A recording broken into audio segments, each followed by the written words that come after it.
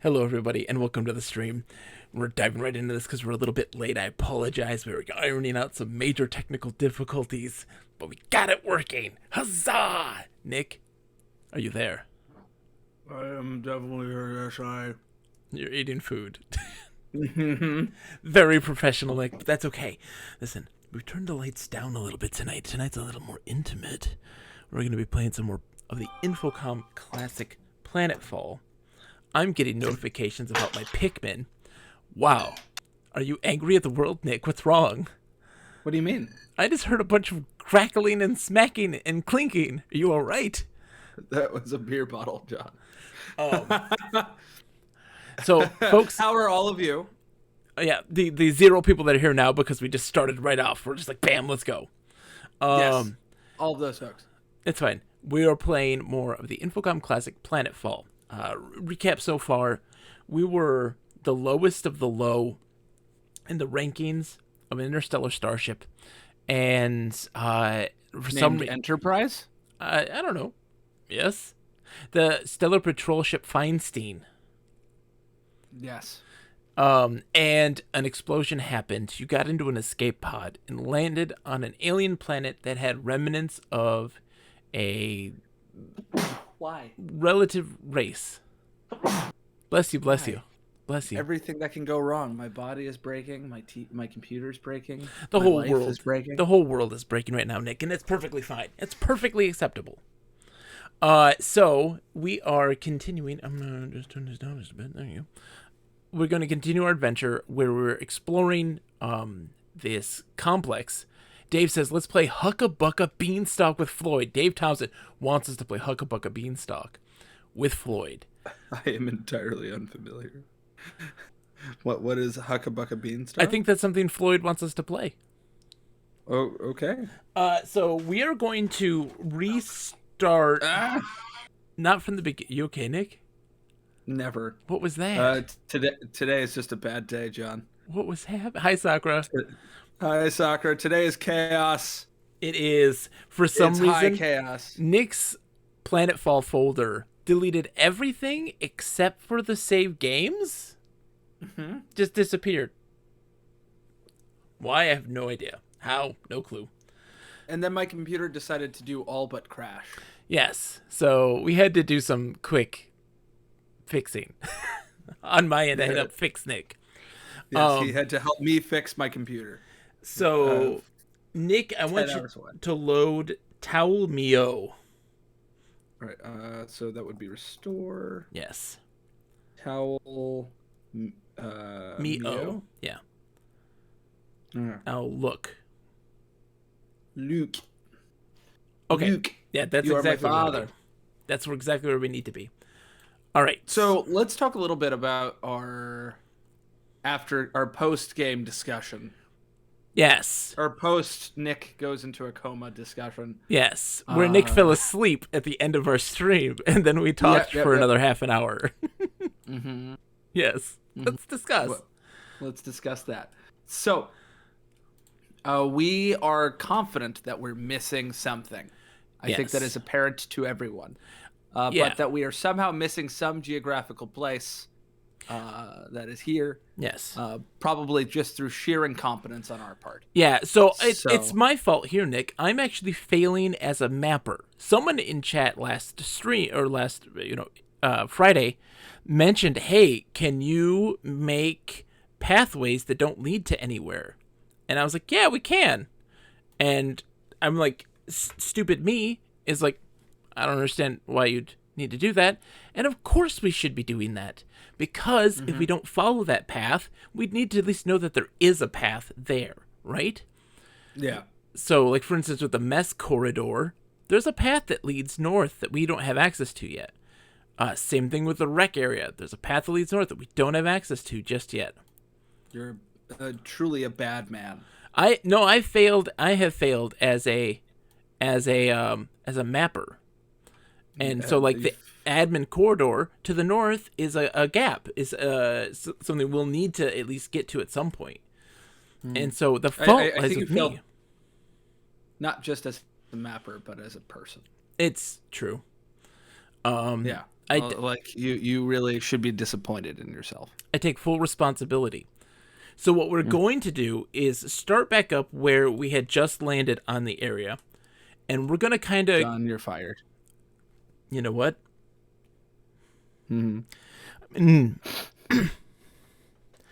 I saw this coming a mile away, and like, I didn't put the pieces together. I didn't want to believe, but look, first you fired Newman, then Sanchez, and then all but me.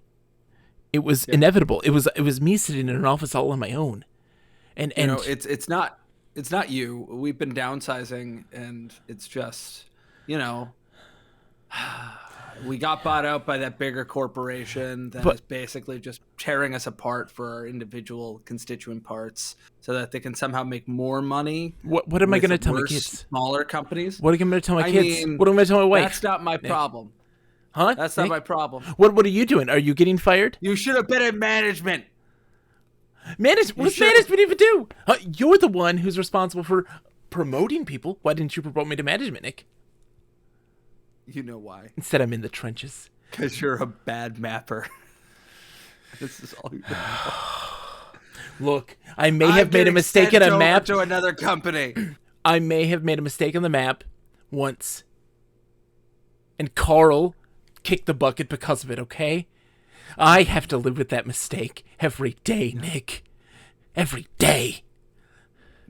I've paid my dues. And I wear those scars. It's going to be really hard for you to pay your dues now that you no longer have money for rent. Sick burns. How's that inflation feel, John? Pow, pow, pow, pow.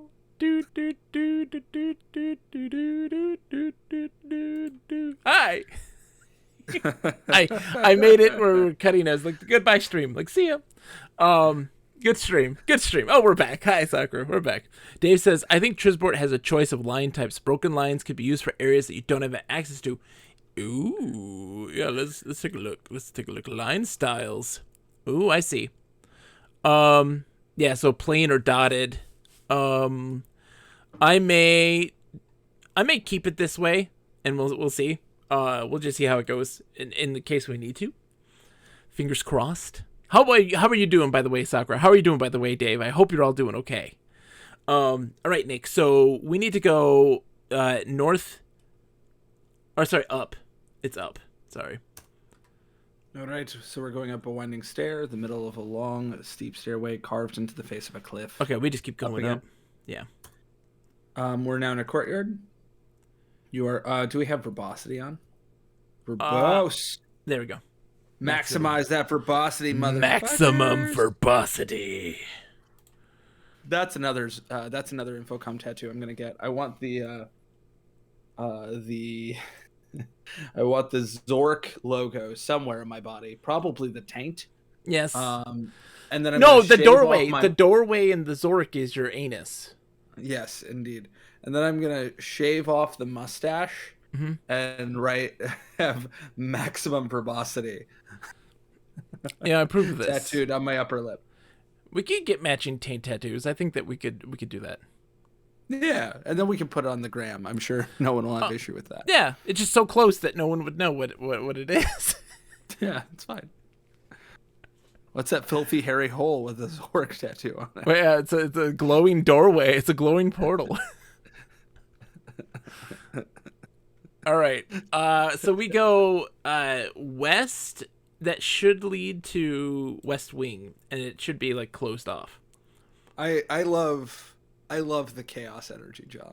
The chaos energy is what keeps me up. It's what keeps me alive. Yeah. We've gone west. We're now in the West Wing. I see Martin Sheen. Oh man, let me tell you what. Look, shout out to Martin Sheen. I mean, it's not easy running a country like the United States, especially at the times that we are living now. Or being the father of Charlie Sheen. Is he the father of Charlie Sheen? Yes. Wait, did you not know this? Are you sure? Yes. Are you positive? Mm-hmm. Yes. The Sheen line No, he has more than one son. He has more than two sons. He has two, but one of his. So Martin Sheen is it's his actor name. It's not his legal I know. name. Isn't like Emilio Estevez's kid as well? Yes, Emilio Estevez is as well. And Ramon Estevez. Yeah, there's a lot of crap. There's a lot of no one gives a crap about Ramon Estevez. There's a lot of Estevezes. Whoa. It gets creepily, like, the Martin Sheen family on Google gets eerily specific. So, like, is Charlie Sheen alive? Yes. Has he managed to somehow not die? He's immortal. But look, like, it gets to, like, children that are current children. And then other people, like a lady with a banjo, Paloma Ray Estevez. And, like, the ear. He's winning. The ear of a child, and it's Bob Sheen and Max Sheen. They both have the same picture. It's the side of a small child's, like, head, and they're focused on their ear. Mm-hmm. And then Sam Sheen is like a Polaroid of a little girl. I'm very confused. Was she shaken like a Polaroid picture? No. That is... Okay. No. That's child abuse. Or being the elusive man. This is also true. Nice. Although, I don't understand what makes the protagonist of Mass Effect 2 want to work with that person. It doesn't make any sense, but yes. All right, Nick, Indeed. Go east. I'm going east. East is where we shall go, John. And then north. How am I coming, by the way? Very. Do I sound very far away? No, you sound just fine. Okay. Then I was concerned. Yeah, so go north. We're in a plain hall. It's a featureless hall. Yeah. I need to pull So up the map. So we have the rec room or the rec corridor, which you want to go to. So go north real quick. Yeah, we're gonna get a lay of the place. All right, so we're in the rec area. This is a recreational facility of some sort. Games and tapes are scattered about the room. Hallways head off to the east and south. And to the north is a door which is closed and locked. Okay. A dial on the door is God, why body? Yeah, what's wrong with your body? What's happening? I don't know. Let's tell everybody. It's a bad body. Everyone know that my body is trash. You got a naughty body? I got a naughty body. So yeah, a dial on the door is currently set to 0. Okay. We never established what, like, the top number was. No, the moves, you mean? What? What top number? So of the dial. So we know the bottom is 0, and we went to 1,000. We tried to go to 1,000. We never saw the max. We never saw the max. Turn dial. No, just look at dial. 100. No, you just have to look at dial. 100's on there. Do 101. Look at dial. The dial can be turned to any number spaces between 0 and 1,000. There we go. So there is no way for us to realistically. Sakura had a nasty leg cramp this morning. Cried in pain while trying to massage it. Almost cried in pain while trying to massage it. That happens from time to time with me if I have not drunk enough water. I will definitely wake up in the middle every morning with a horrible cramp. It's it's been a long time since it's happened. I think the last time I was dehydrated and hungover. And my body further punished me, not only with the hangover, but also waking up in the middle of the evening, feeling as if like a tiny little mouse was running up my leg. Oh my. I hate morning leg cramps. It is the worst. It's waking up to a cramp. It's a part of aging. All right, so we're going to go east. Yeah, that's what happens. It's the worst. The body. All right, portals lead north and south. We know that southwest leads back to the plane hall, and north and south is just dorms. Now, we're going to pick a dorm that's going to be our base of operations, yeah. And it's going to be either Dorm C or Dorm D. Those are in the corridor that's closer towards the corridor junction, which leads to the administration corridor and the mech corridor. corridor, in like the elevator lobby and stuff like that. It's closer to those. I think that one of those will be our place. So is it C or D? C's get degrees, John. So C's do get degrees, so we're gonna do dorm C then. All right. So if you go east, it's gonna lead to the mess corridor. Let us go east. We are in the mess corridor. Okay. So north is closed and hooked with a simple steel padlock. And then south is should lead to the mess hall. Let's go south. We are there. We are in a mess hall. A door to the south is closed. It doesn't say how it's closed. It's next to the door is a small slot. It's a card slot. It's closed. Oh, have we ever tried that? No, we didn't. Oops. Do you want to try? We don't have the card right now, Nick. Oh, we haven't met the creepy robot? Technically, no. Okay. Good to know. Why is that doing that? That's weird. All right. So then we need to get the canteen. Hello, Matawi. How are you doing? Dude, Matawi! How's it going? And Dave is going to check... Yeah, well, let's continue. So go north. Oh, get the canteen first, of course. Take canteen. All right, and then we're going north. And then east. Let's see. The motorized walkway. Yes. All right. So north and south is dorm C. That's going to be our base of operations. And then yeah. I went south. You don't have to. I just said that's going to be our base of operations. I'm just looking to see. We can just dump off stuff now. So drop the brochure, the brush, and the. I guess that's it for right now. I mean, we can get naked, John. No, let's not get naked. I don't want to get naked. Do we want the watch?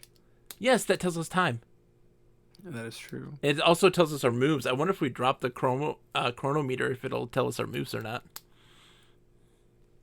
All right, so go north and then east once more. North first. I didn't hear that part. It's okay. All right. All right, so we're in the corridor Junction. All right. Which is a north-south corridor, which intersects with the main corridor. Okay, so go south. We are south in the mech corridor. Here's the one. We didn't get a room to the east, so go east. That's a new room. Oh, storage east. A small room for storage. The exit is to the west. One dusty shelf, otherwise bare, holds a small oil can. On the floor, beneath the shelves, sits a small cardboard box. The cardboard box contains a cracked 17-centimeter Frometz board, a good 90-ohm Betastor, a K-series megafuse, a B-series megafuse. Okay. Hold on. Take all but box. I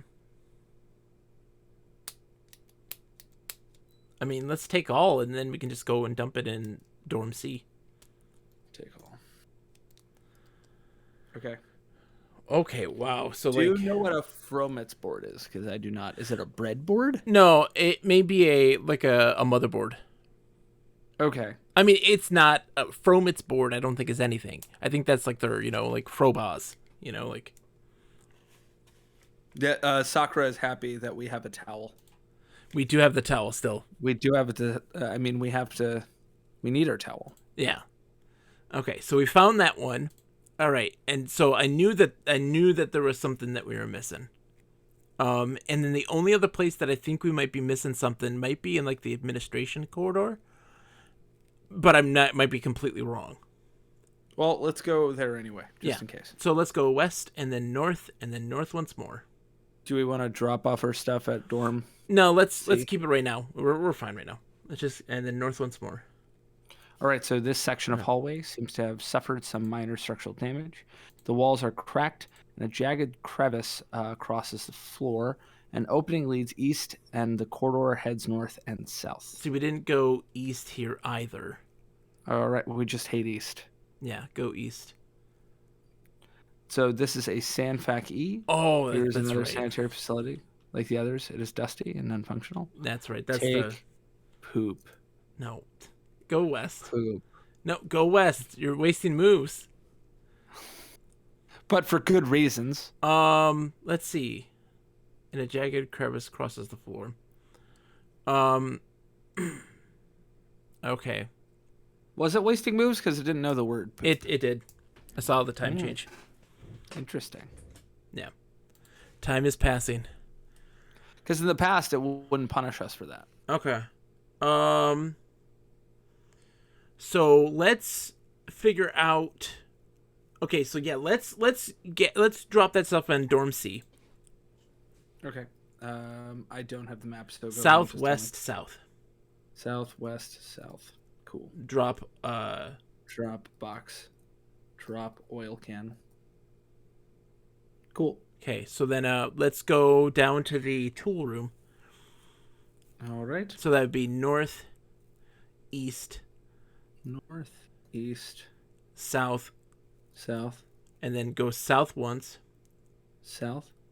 All right, so let's just see here. So east and west we know. Okay, so west would take us to the physical plant. East would take us to the reactor control. South once more. South again. And so doorways are southwest, south, and southeast. So southwest. This is the tool room. Yeah. Okay, so remove old battery. Let's take that out because we don't need it. And then take laser. Do you want me to drop it? Remove. Oh, drop battery. Yeah, drop battery.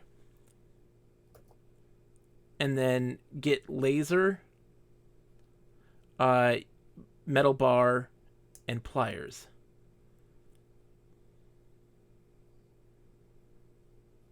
Okay. Oh, okay. Your load's too heavy for the pliers. Look at the laser. The laser, though portable, is still fairly heavy. It has a long, slender barrel and a dial with 6 settings, labeled 1 through 6. This dial is currently on setting 5. There's a depression on the top of the laser, which is empty. I think that's the battery. Yeah. Yeah. Look at the curved metal bar.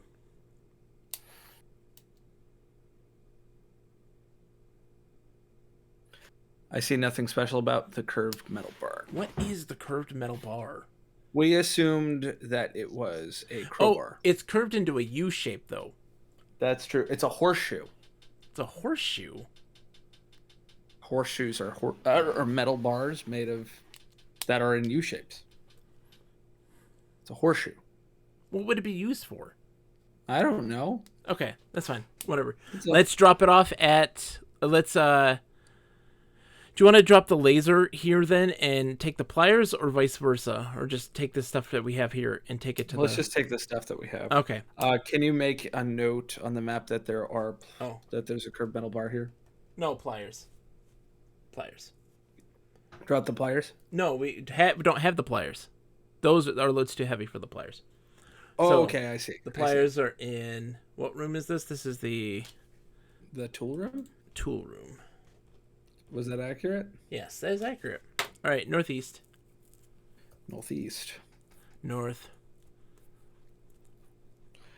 Dave Thompson says that it is important to figure out what the metal bar is. We're going to get it figured out. I think that it's just going to take us some time to experiment. It's one of those situations where we will absolutely get things figured out in due time through experimentation. Yeah. So then we go north. North. And then north again. North. And then north again. We shall go north one more time, and at west. least. And then we shall go west, yes. And then south. We are in the dorm corridor. Now we are in dorm C. Cool. So then drop the laser and drop middle bar. No, why am I doing it that way? This is a question I ask myself daily, Nick.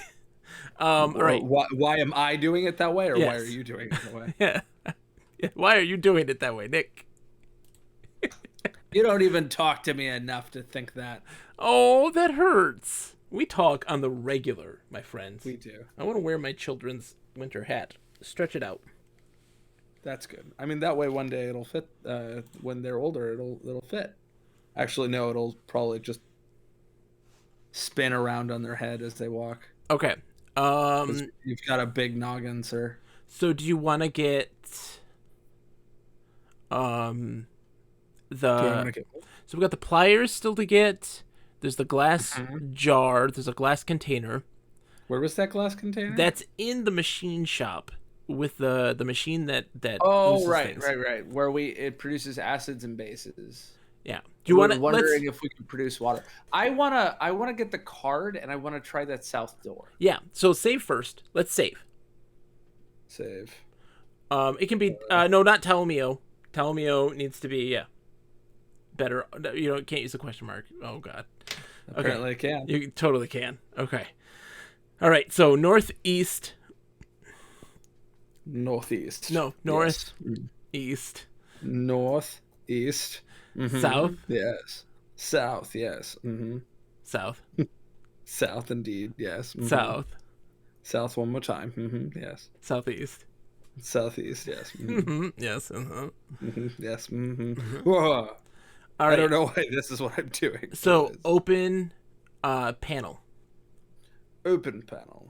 Mm-hmm. Yes. Oh, sorry.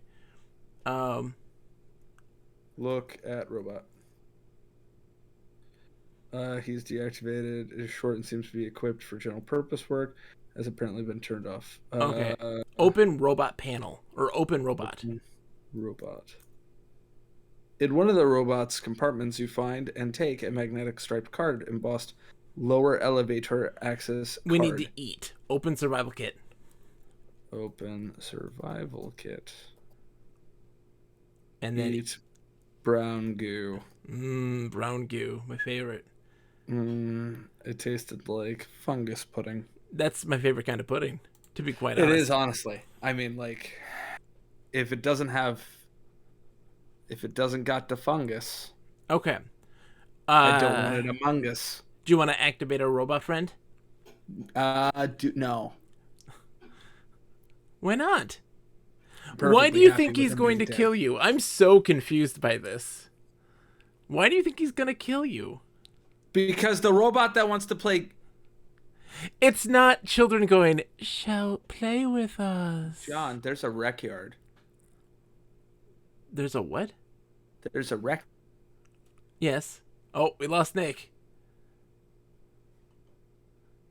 Nick!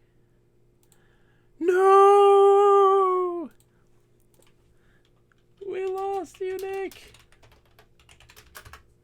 His internet is on the fritz. Okay, so let me think. Okay. While we wait for Nick to return. Nick! Can you hear me? I can hear you. I literally do not know what happened. It was 1 second it was there. We lost your screen. If you want to share that again. Working on it. So so John. Yeah, there's a rec Remember? room. Yeah, there's a rec room. Yeah. Remember how it makes zero sense that we have this robot that wants to play games. Yeah. It wants to play games, but none of those games are the answer. Right? I think it's a child robot. It's a baby robot. We have a horseshoe. Okay. What if it wants to play horseshoes, John? Okay. We can give it the magnet. It's not a magnet. You think so? I think it's a magnet, Nick. Oh, you think it's a magnet? It could be a magnet. I didn't think it was a horseshoe. Those are also horseshoe shaped. Because guess what? Here's my thought. What? It said earlier that the access card was damaged. My brain was like, we had the U-shaped bar in our inventory when we got the access card. Oh. You think that's what killed it? I think that's what killed the access card. Do we have the access card right now? We just got it. Let's go see. Lower access. Okay. How do I do that? West. West. Then north. North. And then north. all the way to the corridor junction. Just go north until you get there. And then east. And then south. We got to open, sorry. Push red button. I'm going to be really sad because I thought I had a galaxy brain moment.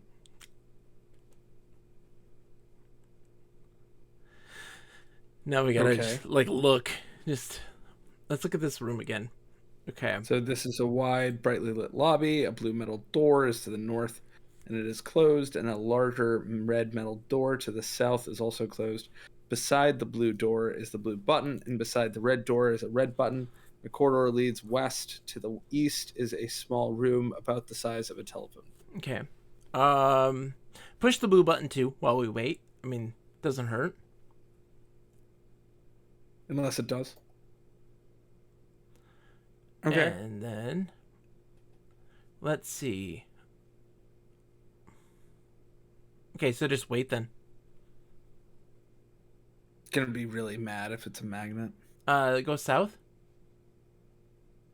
Open. Wait, it hasn't gotten here yet. So the blue one got there, but the red one hasn't yet. So wait again. Now south. Nope. All okay. Right. So it was.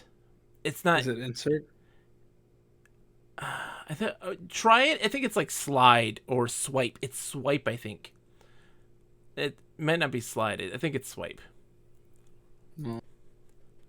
Oh, it is. Okay. No. It says slide under. So you want to swipe access card in slot. Oh, okay. Insert, and it'll tell us like, you try this instead. The slot is shallow and you can't put anything in it. It may be possible to slide something through the slot. So it's slide through. It's a different preposition. Slide. No. Access card. Yeah. Card through the slot. Oh, it son was of a fucking bitch. It was a see. All right. Well, this is my brain. I've been thinking about this for a very long time, Nick. I'm done. So I thought, here's the thing. The stream is over. The two things that I thought. Now who's fired, bitch? Ah! No! How the tables have turned on management. The proletariat rises up. Brothers, seize the means of production. So my brain was thinking this. It was so when it had said that it was damaged earlier, I was like, oh, we'll find a way to like reprogram it or to reset it or to use that as like our all-purpose access card thing to get us access to different rooms. Yeah. But then we were stuck.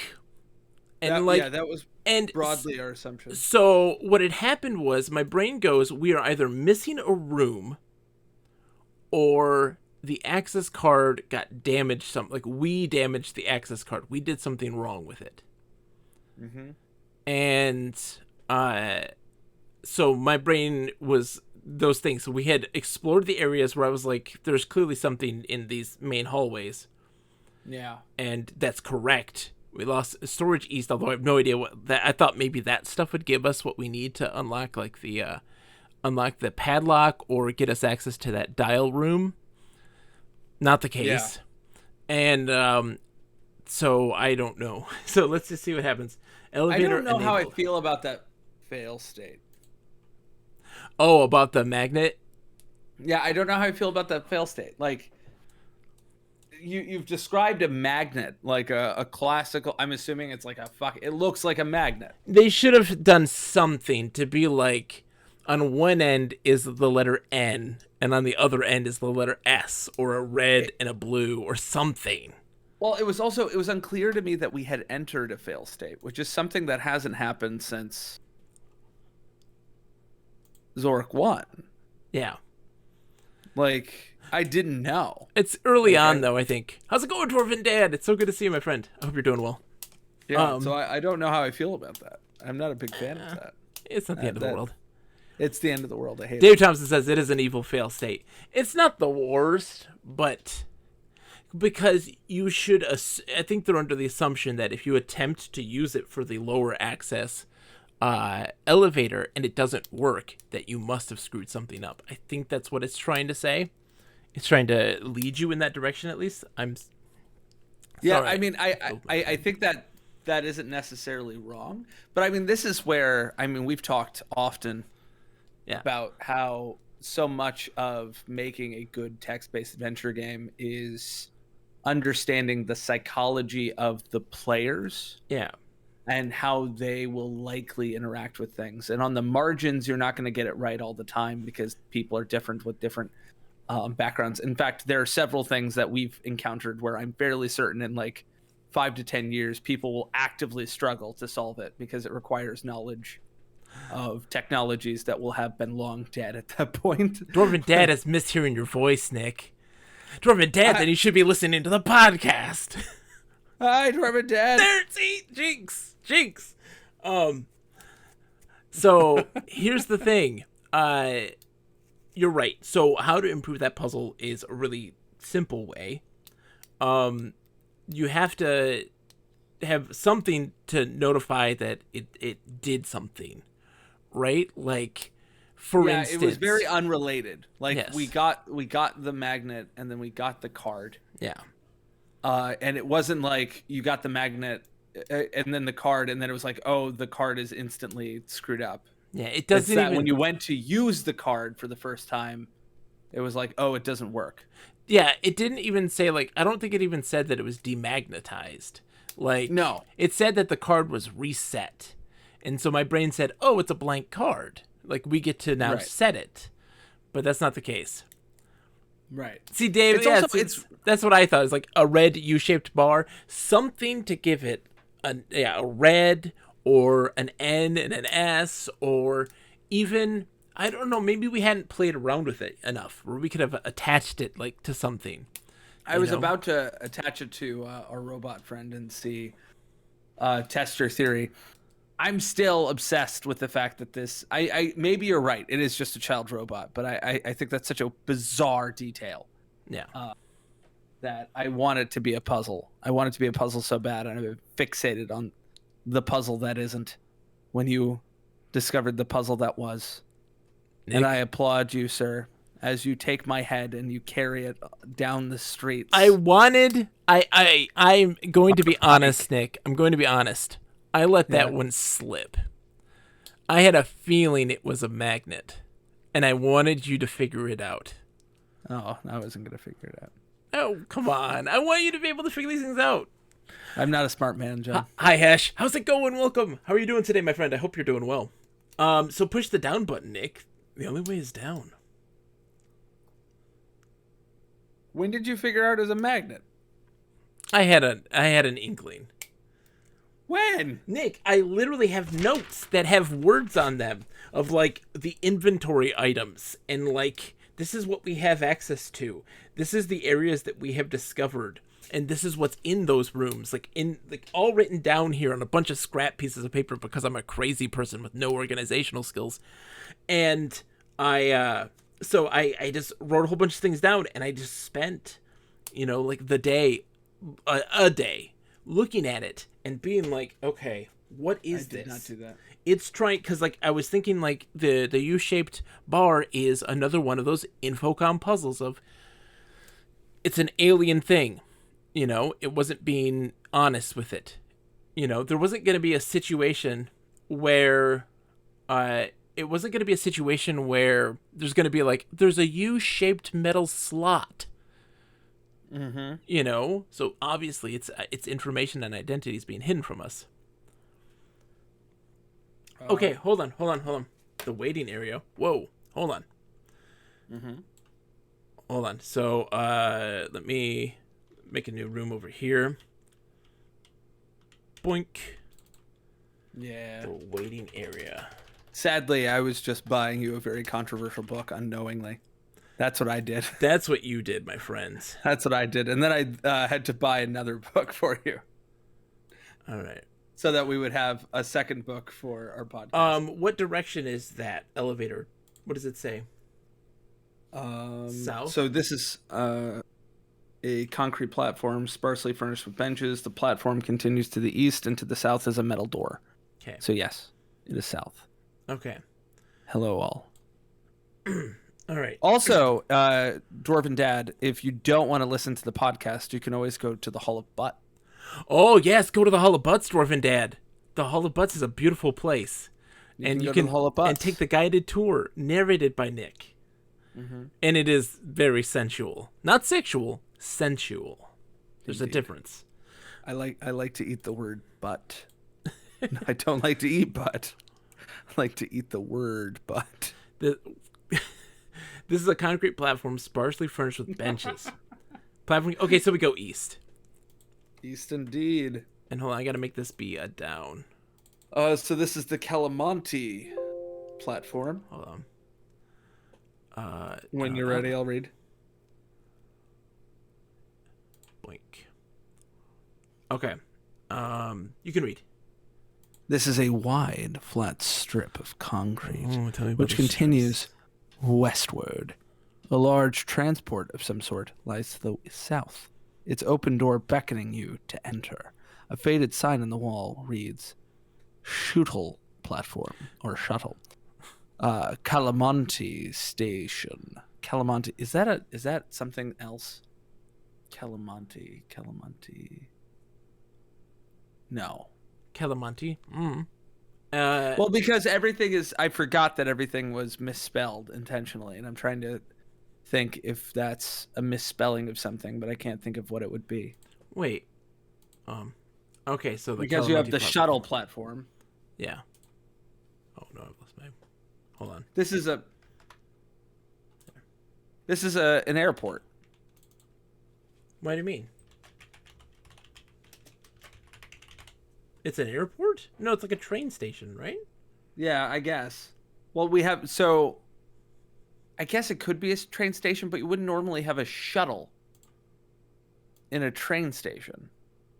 Oh, see, you think like a like a bullet train, like a futuristic one. Well, would you call a bullet train a shuttle? Well, let's go south and find out. So shuttle car, Alfie. I assume it's Alpha. No, it's Alfie. No, it's Alpha. If it was Alpha, it would be ALFA. Mm-hmm, sure. So this is the cabin of a large transport. Okay, yeah, no, I was overcomplicating it. All of the train stations I've ever been in, none of them have shuttles. That seems a little weird to take a train to get to a train. But we have had taking the shuttle somewhere. We've absolutely taken shuttles places. In real life? Yes. Me, personally? I don't know if you have, but I have. I've taken a shuttle. I mean, I've taken... How are you defining a shuttle? A place that transports you from one place to another in a linear line. It's not like a route. It just goes from one place to the other. It's a shuttle. Yeah, so I've definitely done that, but typically those are...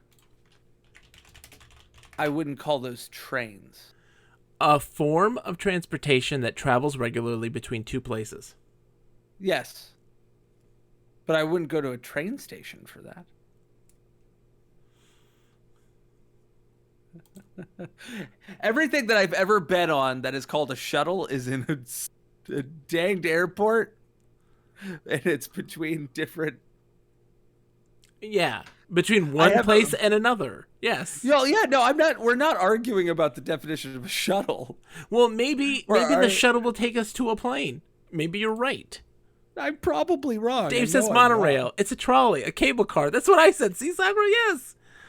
I don't believe in monorails. Disney was a monster and a liar, and the people mover in Detroit is hardly ever used. Okay, so there's doors to the eastern and western ends of the cabin. And a doorway leads also, who uses trolleys? I do not believe in any of these alternative forms of public transportation. Go west. All of you are wrong. West. My friend, west. So this is Alpha Control West.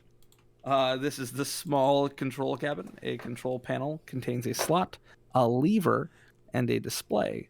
The lever can be set at a central position, or it could be pushed up to a position labeled plus, or pulled down to a position labeled minus. It is currently at the center setting. The display, a digital readout, currently reads 0.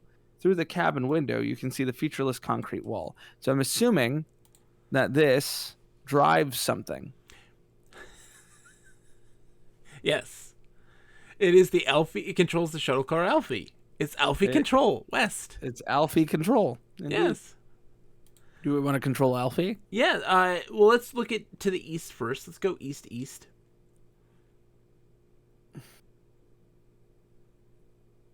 They technically have a trolley in Philly. So I have seen them. And then east once more. Also, I refuse to believe that California is a place.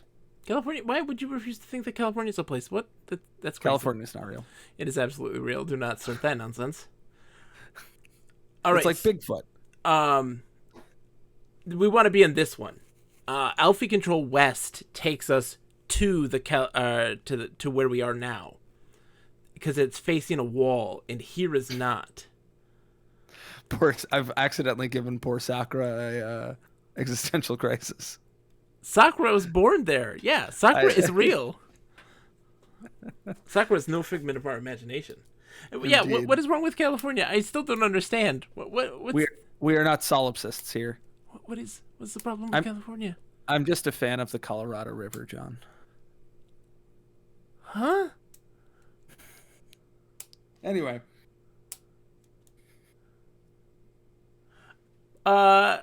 Push up. Push lever up. Push lever up. See? Hesh, they have the misfortune to reside within it. It's a nice place. I just don't like it here. Shuttle controls are not currently activated. Hold on. Let's see. I like that they don't mispronounce it. They say it correctly. Oh. They just have an alternative spelling. Look at slot. Look at slot. The slot is about 10 centimeters wide, but only about 2 centimeters deep. It's another card slot. We don't have the card for this. Cool. So, do you want to then restore, because we have seen everything that we can in this area now, and there was nothing that we could pick up? Do you want to just restore to the last save? But I feel like we haven't, so we technically made progress. Yes. But have we made any progress that gives us further progress? Well, I also don't think that we need to worry about the robot. I don't think the robot is trying to kill us. Unlike you. Yeah, I'm not worried about that. I'm not actually worried about it. I think the robot is a puzzle. I think we have to do something with the robot. Yeah. But I think it would be amazing if the robot. Planetfall would legitimately be my favorite of the Infocom games if that was the case. If what? If the robot was a killer robot, that would make my day. That would make my life. Why does everybody want robots to be killer robots? I'm suspicious of technology. Spoiler alert. HK-47 in Knights of the Old Republic, not a good robot. Okay. Just letting everyone know. Killer robots, confused. Not that interesting. Ha ha! It calls humans meat bags. I mean, I'm not saying they're interesting. I'm just saying I'm broadly suspicious of technology. And then in Knights of the Old Republic 2, they just made 1 million of them. Yeah. Arnold was a good robot. Arnold is a different beast altogether, Sakura. That's Now, if they tried to Arnold's a killer robot, John. He still is. I still hold that. Are you saying that Skynet isn't a good robot? He was the governor of California, the state that you hate. It all makes sense. It doesn't exist. But it does. A killer robot ran it. A killer robot ran it at one point in time. Mm-hmm. Yeah. There was not a recall election that then led to the governor becoming governor. That did not happen. Now, Sakura Johnny 5 is a saint. Don't ever say he's a killer robot. He's a lover, amongst many things. But that whole state just isn't there. Okay. Well, let's restore Nick because we didn't get anything out of this. There definitely was not a point in American history where people looked at a frickin' desert and decided, let's just drain a whole river to facilitate life there. Okay. Well, there's still some things that we haven't seen. Let's do better off, yeah. So look, I think we're in the dorm, right? Yeah. Dave said there was a total recall election, and that was pretty fucking great. Bravo. I don't know. I wish we had prizes. I have a cap give you one. that I am having on my head, and now I tip it at you. It's my children's winter cap. A drink to you, sir. We can't see you drinking, but I appreciate the sentiment. It happened. Sakura says he was made to be a killer robot. That doesn't mean he has to be one. Okay, so let's go north. I want to go back into, what does that say? Oh, we're hungry. Oh, open survival kit. The water thing is really a big issue. Yeah. Brown goo. That's why I think that the first puzzle we need to solve is getting that padlock off. Yeah. So let's go. Yeah, so let's go. Oh, did we ever go to that south room? What south room? We've never gone to that south room. The mess hall has a locked door in the south, though. We needed the right card. No, we needed an access card. Yeah, but we never tried to see if our access card would do it. I mean, we can try. We can give it a shot, but it's a lower access card. That's what I'm getting at here. I mean, you're probably right. But, I haven't seen anything else with an access card. Also, whoa, hold on. Everything is freaking out on me. What do you mean? No, we're fine. It's just that I don't know why, but my cursor disappeared.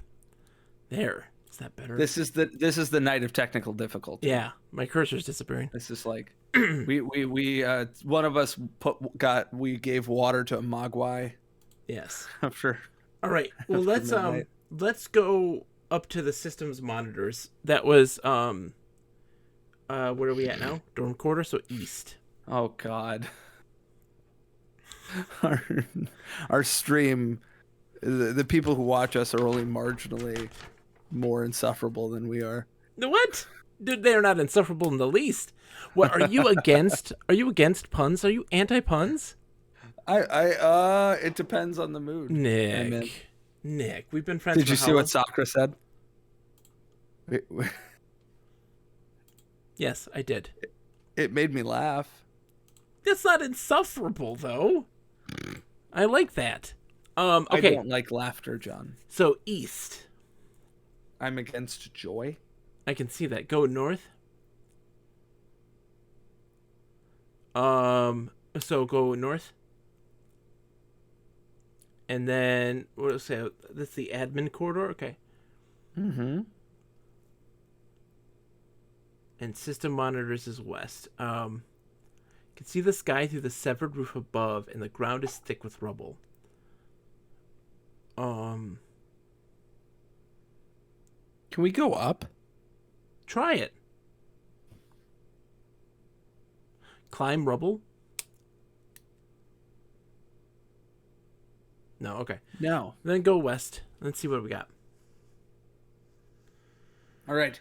So This is a large room filled with tables full of strange equipment. The far wall is filled with a number of monitors. Of these, the ones labeled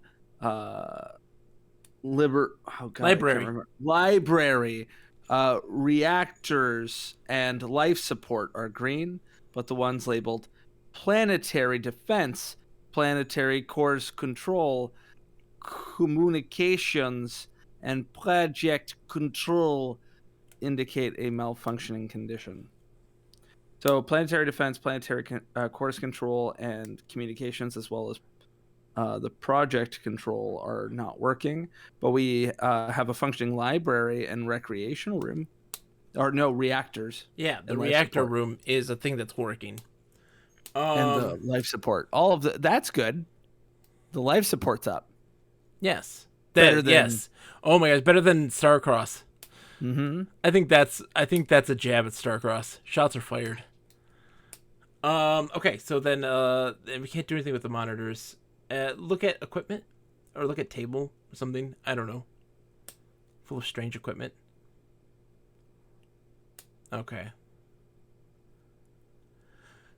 Are you just dragging feathers around the room? Is your cat dogging? The equipment here is so complicated you couldn't even begin to figure out how to operate it. No. Okay. So let's go east then. Ah! Hey! I'd sooner kiss a pile of Antarian swamp mold, Nick. Yes! They got rid of the F, but they kept other creepy ones. They got rid of the F, but they kept the K. They kept the K. Every kiss begins with Antarian swamp mold. I don't know.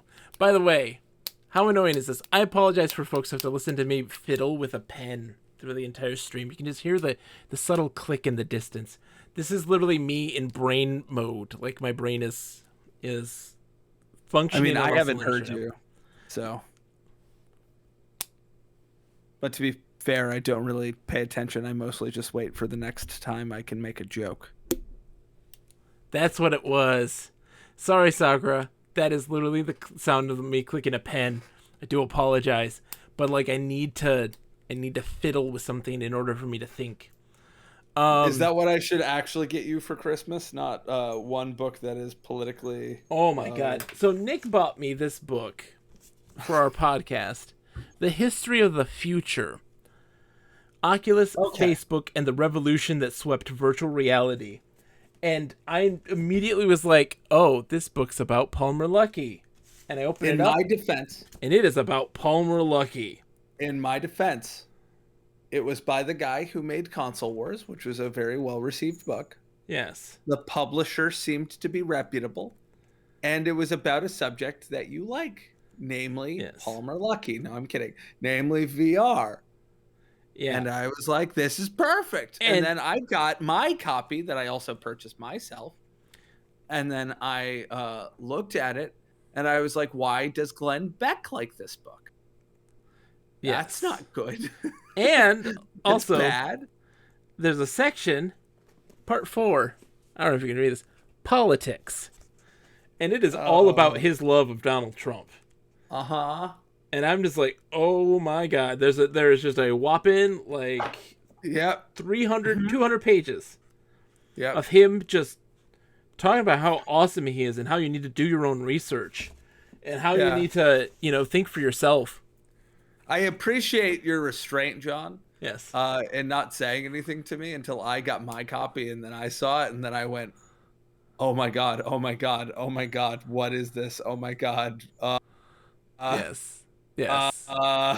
What have I done? And then I bought you a book about typography. They have some very interesting commentary on their views on the homeless and and their views on the war on drugs as well. It's very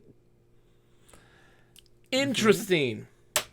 Well, I'm happy that I gave you something that was interesting. It also has expresses their views on sex workers as well, which is also very interesting. I mean, they were a libertarian nominally. Yeah. So are they pro sex work?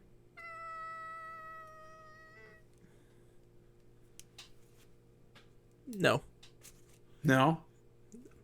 Also, it has Palmer Luckey cosplaying as Quiet from Metal Gear Solid 5 in here. Let me see if I can pull it up for you.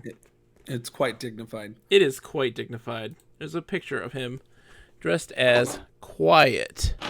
There it is on the right. Oh. How do I use a camera? There he is, dressed as Quiet. Do you have the actually quite nice book that I got you? Yes. I just got that today. No, I know. But I'm just saying, I made up for the horrible crime that I committed. We have scared off all of our viewers. That's good. That's fine. Wow, that's terrifying, Sakura. You're telling me. Then Nick gave me a book on video game typography, which is a delight. You want me to go get that? No, it's fine. Are you sure? Yeah. Okay. Maybe when I get a water break or something, I'll get it. All right, so we need to go east. East we shall go. And then south. Okay. Kiss Antarian swamp mold. When we come across some Antarian swamp mold hash, we are absolutely kissing it. Oh, it's 2 words. It doesn't know Antarian. Shame on you. Steve Moreski, if you're out there, what were you thinking? Yeah. What are you thinking about the second Zork book as well? Oh. And potentially the third. I haven't read. You didn't read it yet? Oh, no. Why? Oh, no. What's wrong? I read it, Nick. I 100%ed the book. I know. I went through every option. Save it for the podcast, John. Nick. Save that energy for the podcast. It's getting more and more linear. Good. There's only one. I want less. There's effort. only one path you can take. There's only one path you can take. Isn't that without failure, you mean? And failure is immediate if you make the wrong decision. So do you think the 4th book is just a book? And like you just turn the page? Like it's not a choose your own adventure anymore? Most of the failures happen where there's never a situation where you make like one choice and it's the right choice or the wrong choice. It's you have 3 choices or 4 choices, and 3 choices are wrong and 1 choice is right, and that's it. And it's a linear to the end. Hot. And also, I love Steve Moreski. Love Steve Moreski. A brilliant visionary. He was young. I can't be mad at him. These were 1983. You're making excuses. These were 1983. He was a young man. He hadn't done games like Planetfall or A Mind Forever Voyaging yet. And it would be like criticizing my 26-year-old self, my podcast when I was 26 years old, which, yes, may exist somewhere on the internet that I listen to. Has fewer poop jokes than ours does. So, there's that at least. Anyways. So I don't think we're ever finishing this game. No, we gotta finish this game, Nick. I don't think it's happening. How do we open that padlock? We gotta try the thing, because I'm telling you, the padlock is like the puzzle we gotta solve. Okay. Because it's in the mess corridor, and I'm guessing that's where we're gonna get access to like water, because we don't have access to water. Yes. Or food. U-bar? Sakura says U-bar. Do you think we use the magnet on the padlock? Sure, let's try it. So go south once more. Could you not make water in the chemistry lab? So we had tried, but the issue is that the glass bottle only has enough space for one fluid. Yeah, and so we actually attempted to use, we thought maybe the blue button in the machine shop for the coolant may have been one. It is not. It kills you. Yeah, I was like, well, water has a high heat capacity, so it could be used as a coolant. Yeah. That's what we thought. I also considered maybe taking a fluid and adding an acid or a base to try to get it to a neutral pH, and then let's just call it water. But I don't think that's possible because the vessel that we have cannot contain more than one. Yeah. And also we can't the canteen that we have can't be used to contain a liquid under that thing. So the water canteen doesn't work. Right. Maybe we need to pee in that canteen. Yes. I'm pretty sure that you're exactly right in that, Nick. I think you nailed it on the head. We need to pee in the canteen. I successfully solved the puzzle. No, you know what I think we need to do? Is we need to open the robot's access panel and poop in it. That's what we have to do. Are we going to write that into the podcast? Yes. Poop in robot. It's on our to-do list. Okay, that's gotta Access happen. panel. It's gotta happen. Our to-do list right now is find access cards, and open the padlock, and interact with the robot, Nick. That's. But we could try the magnet on the padlock. I don't know. I will say it will be difficult to poop in the robot because the parser does not know the word poop. Doesn't know defecate. No.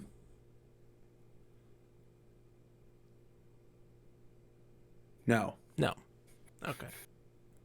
The robot follows you, right? Have you showed the padlock to the robot? See, that's what I'm talking about. I feel like I had thought about that. I feel like the robot's integral to all of this. And Nick's just like, it's gonna kill us. No, it's not going to kill us. I will fight you, Nick.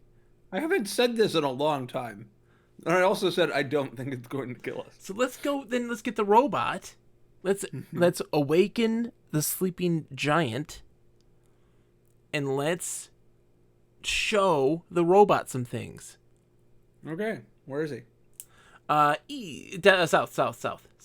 Nope, west. South. Southeast. No, east. No. Okay. We didn't get the card yet from him. You gotta open... Oh. Huh? Inventory. We didn't open his panel. No, well, because it doesn't actually say that he has a panel. No, we took the ID card out of our patrol uniform.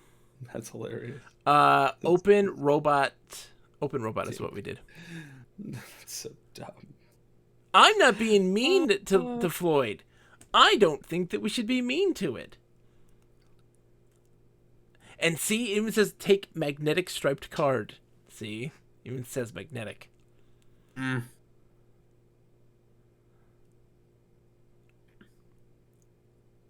Elevator access card. To be fair, that is a little weird. I guess like that is a pointedly strange modifier. What? Magnetic striped? Yeah. Are you familiar with marked versus so Claude Lévi-Strauss, who was a sociologist and a structuralist? Yes. Yes. He had this idea that cultures have marked and unmarked thing. So unmarked things are normal, standard. Anything that is marked, unmarked things are normal. Yes. Anything that is marked is abnormal. Okay. So you have man, which is considered the default in, like, say, our culture. Yes. Typically. Not to say that's good, just to say that is the standard assumption. Yes. With quotation marks around it. Yes. And then you have woman. Oh. Well then, So you have, okay, that's why the quotation marks are there. I get it. I thought man as in like humanity, but no, I'm not that archaic. Okay. So when you say, when you have magnetic striped card, it's weird because that you are marking an unmarked thing. Yes. Because a striped card is magnetic. To specify is actually strange. Well, that's a clue. Know? It's what we like to call a clue. Like, I didn't pick up on that clue, and I should have. Yeah, see, that's the biggest challenge that I think that automatic teller machine. I think Indeed. One of the things that is incredibly important that I think that a lot of people don't get when attempting to address adventure games in general, be it a graphical or point and click or parser based, it doesn't really matter, is understanding where the clues are and how to recognize them. So, for instance, right, with I always point out very specifically Grim Fandango, the LucasArts one. It heavily relies on dialogue clues. And one of the major problems with that is that those are one-time exchanges. If you don't pick up on it, you can't hear it again. Or there's a log that you can look back on, but so it's a game where your clues on what you need to do or what is necessary is given to you through dialogue more than anything. And like here, It's very much in the word choice. Hesh says, I played that. Yeah, you have to hang on every single word and be fast with a pencil. Exactly, Hesh. And that's not a bad thing. It's just that it's two very different styles. You have to understand the creator and how they design a game. And so we've already had determined or picked up on a lot of the nuances between like a Dave Lebling versus a Mark Blank, game. And it's just really interesting. It's interesting. Anyway, sorry, Nick. I just appreciate my ability to force French sociologists or philosophers into your content. I have to say, Nick, that when you do those sorts of things, I die a little. Absolutely love them.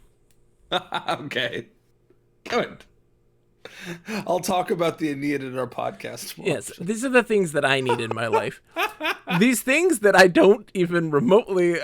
It takes me a moment to connect those dots, but it is absolutely necessary because it's a very different perspective and one that is true and biting. It's your strike marks true. Your strike, your arrow marks true. Dave says, well-written and well-concealed clues are what differentiate good adventure games from crappy ones. Exactly. It's a situation, and you can definitely tell the difference between a good adventure game versus a bad adventure game. And Nick, you have never come across a bad adventure game yet. You haven't played, the Ace Ventura games or the Beverly Hillbillies games or... I feel like Witness pushes on it. No. Witness is Witness is an uninspired adventure game. What about the first third of Witness? Can we agree on that being garbage? It's bad for a different reason. And it's not garbage. I would never say that it is. I would say that the first third? The Witness is poorly designed, but it isn't... In the first 40 moves, you can actively do nothing. That's boring. That's just boring. That's garbage. No. Garbage, Nick, is a...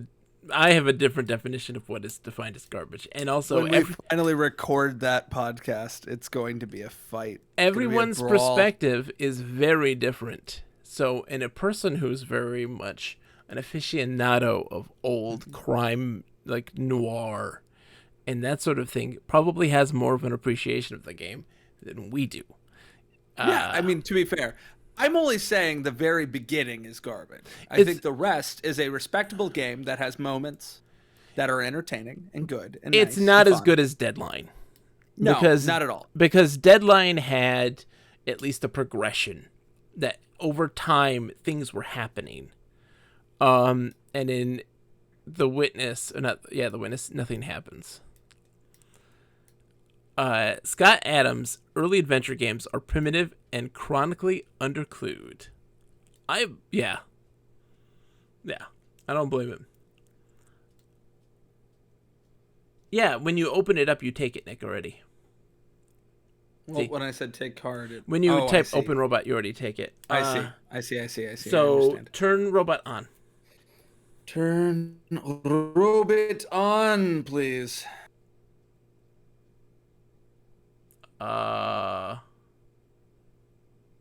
Activate robot is what it was, I think.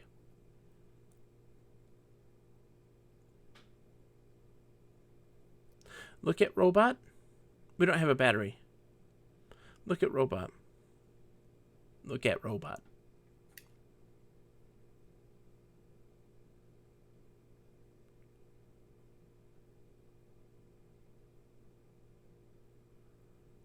Turn on robot instead of turn robot on. Oh my god. I know. We're struggling with the parser today. Shit. How did we wake him up then before? Does anyone know? I think this is fair. We got him working before. Done this. Kick robot, says Sakura. Kick robot. It apparently does not work. What did we do to get him working? Dave, do you remember? Yeah, what? We legitimately have done this, and like now. Yeah, I thought so too. Like he just woke up when we took out the card. Yes, I think you're absolutely right. Oh, close panel? No. We definitely did this last week. Did it? I think just over time he woke up then. No, I closed the compartment. It says huh. It did not know what you meant. Oh, okay. I don't like those things. That's a nice little elevator access card you're having there. Let's play Hider and Seeker with you with me. So show Floyd elevator access card. We did last time. He was suspicious of us, I thought.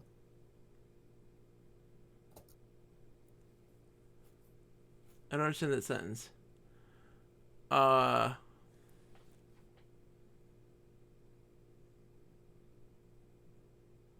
well, show doesn't work. Show access card to robot. That's what it is. It's show. Yeah, that's right. We had to remember the words. Direct object, then indirect. Yes. I've got one just like it, says Floyd. He looks through several of his compartments, then glances at you suspiciously. Yeah. So let's go show him the padlock then. All right. So northwest. And then north all the way to the junction. There. And then west. And then west once more. Oh, that's good to know. Dave says that he thinks that he randomly turns himself on the first time, and afterwards we can manually turn him on and off. Cool. Let's wait for him then. Wait. Okay. Show padlock to Floyd. Okay.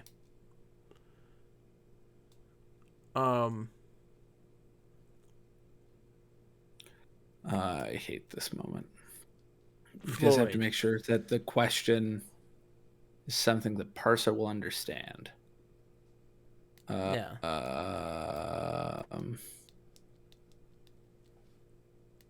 You can only show him things in your inventory. I know.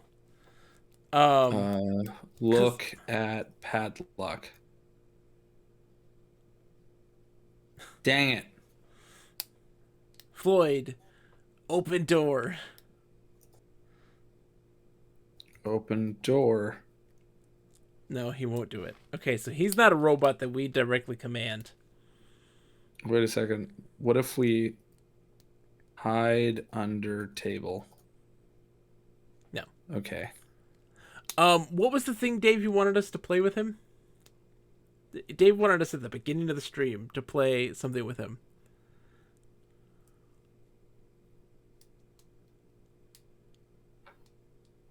Let's go into our the dorm room, our dorm room, so east and south. Okay, so show him the laser. Show laser to Floyd. You don't have to pick it up. You just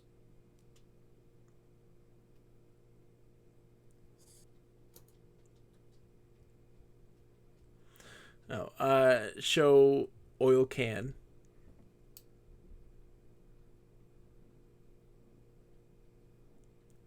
Okay, so we do have to pick it up. Oh, curses. So like the mega fuses, he gotta know something about those. No.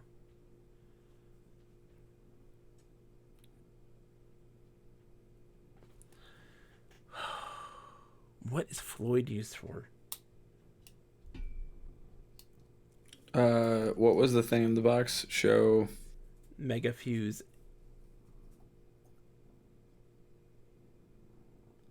K series mega fuse.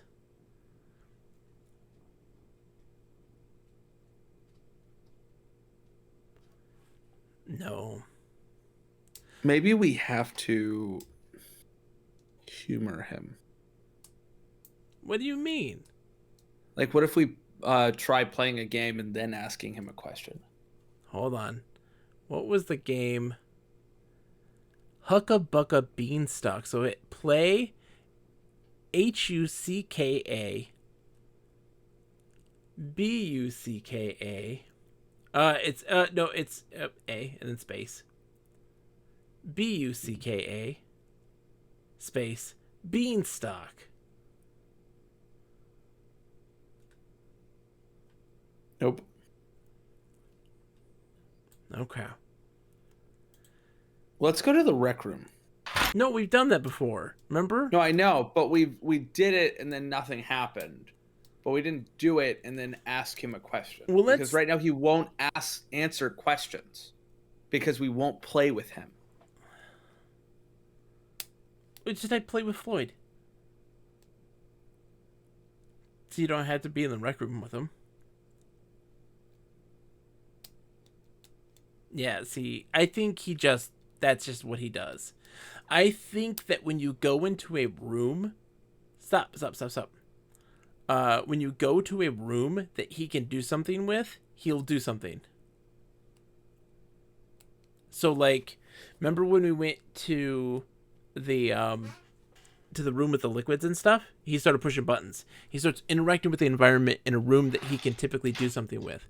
So, for instance, at a locked door, he may like pull out the access card, or he may, or where there's a machine, he may manipulate it and actually do something with it. He's supposed to be a multi-purpose droid, so you can say, Floyd, what can you do, maybe something like that.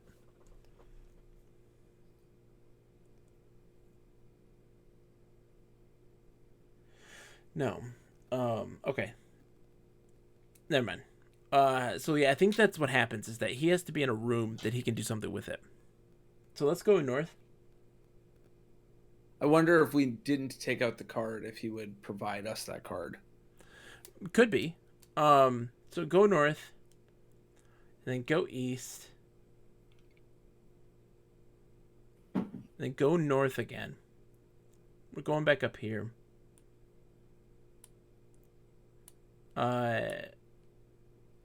No, we're not at the whatchamacallit. What do you mean? You gotta go north one more.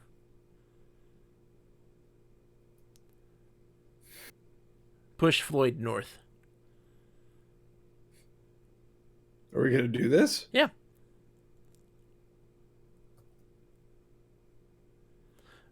Floyd? Die Floyd. Okay. Die Floyd or mouse. No, not shove. Push. It'd be push. Okay. Floyd, go north.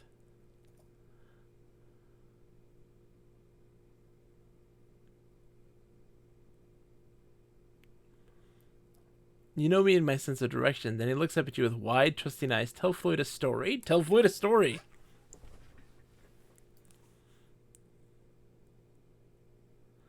Damn it. Oh, see, why do that? I want to tell him a story.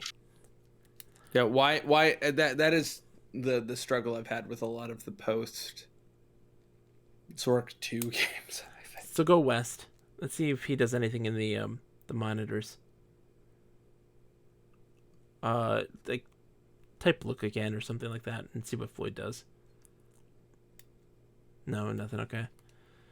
Typically he'll do something. Then just go east and then south again. We can go to the and south one more. Ooh, Nick! Whoa! Stop! Yeah. There's more text in that previous room. You catch out of the corner of your eye a glint of light from the direction of the floor. So let's go back south. Go north. back north. Yeah. Look at floor. Look in crevice. Lying at the bottom of the narrow crack, partly covered by layers of dust, is a shiny steel key. Take key. Padlock. That's it. That was it. Oh, no, it can't. Either the crevice is too narrow or your fingers are too large. But, Nick... We have a magnet. We have a magnet, Nick! We can't keep it in our... Okay, so give access card to Floyd.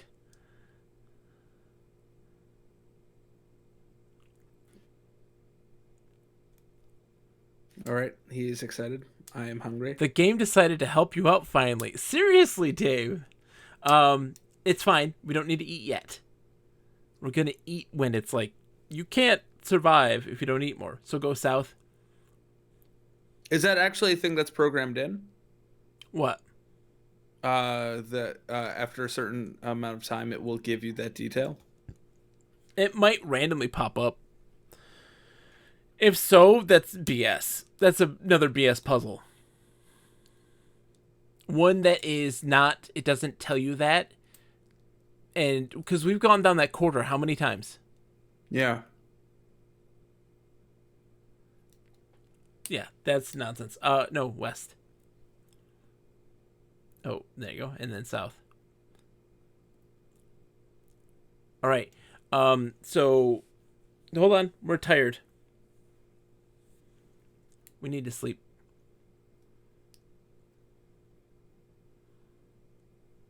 Get in bed.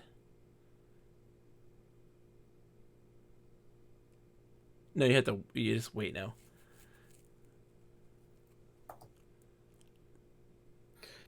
Dave does point out that we could have looked at the crevice at any point. Oh, okay. Okay. I see. That's on us then. Your vision slowly returns. You're on a wooded cliff. Probably assumed that we needed to traverse the crevice. We assumed that the puzzle was navigating it rather than... Yeah. Yeah, we read this before. You wake up feeling refreshed and ready to face the challenges of the mysterious world. You're also incredibly famished. Better get some breakfast. So eat red goo? Oh, get survival kit. And the U-shaped rod.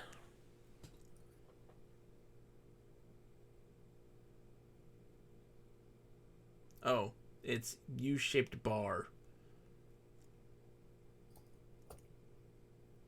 Or just get bar. Get survival kit and bar. Yeah, we're being too specific. There you go. What? Oh, get out of bed. Ah! God, Infocom! Ah! Okay. Eat red goo. Yes. The crevice is a feature of the room that you could have examined. Yeah, exactly. But, see, that's what's tough is that, like, sometimes there are facets of a room that you cannot examine. So it's difficult. It sends you those mixed signals from time to time. Bye, Floyd. Floyd is exploring. Go north. No, he's gone. He's already out of the room. North. And then east. And then north. Hi, Floyd.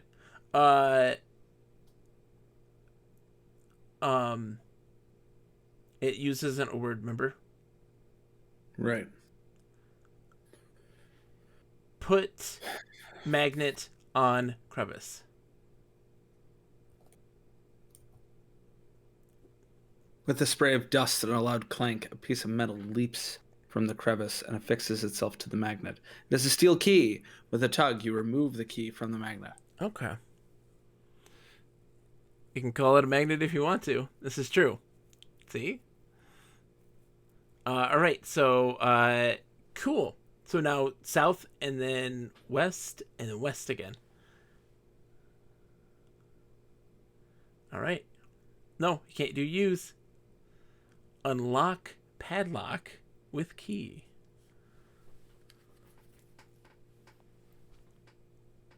Open north door.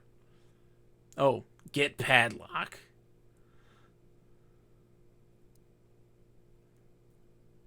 Oh, Floyd reminisces about his friend Lazarus. Open door. There. north. Okay. Okay, storage west. All right, new room. And it's a small room, obviously intended as a storage area. On a small shelf is a large unopened can. It has a plain white label which reads Spam and Eggs. A heavy-duty extendable ladder is leaning against the rear wall. Floyd follows you, so I'm going to take the ladder. Take ladder and can. These. Hold on. Take all. So what was in there? So we have a tin can and an extendable ladder. Unopened tin can. Yeah. Okay, so the ladder. Oh, we can't take the ladder. Too heavy. So we need to. I bet you we have to just take the ladder or drop the tin can.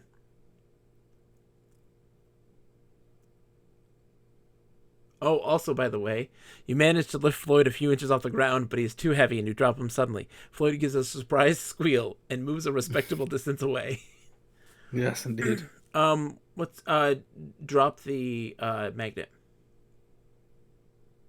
We don't need it right now.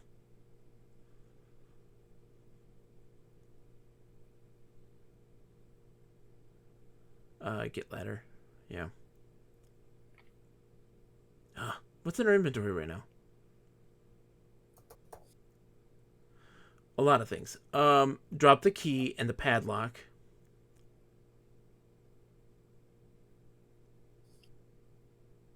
And now get the ladder.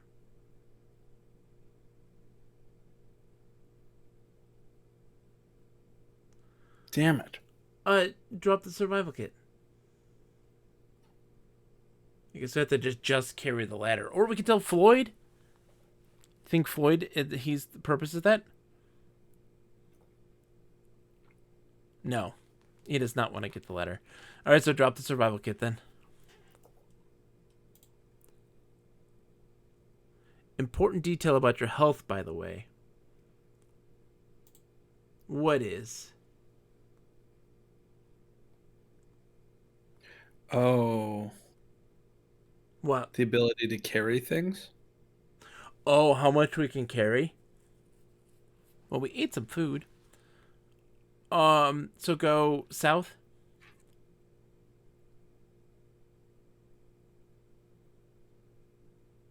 Yes, Nick. All right. Then east. And then east again. North. North.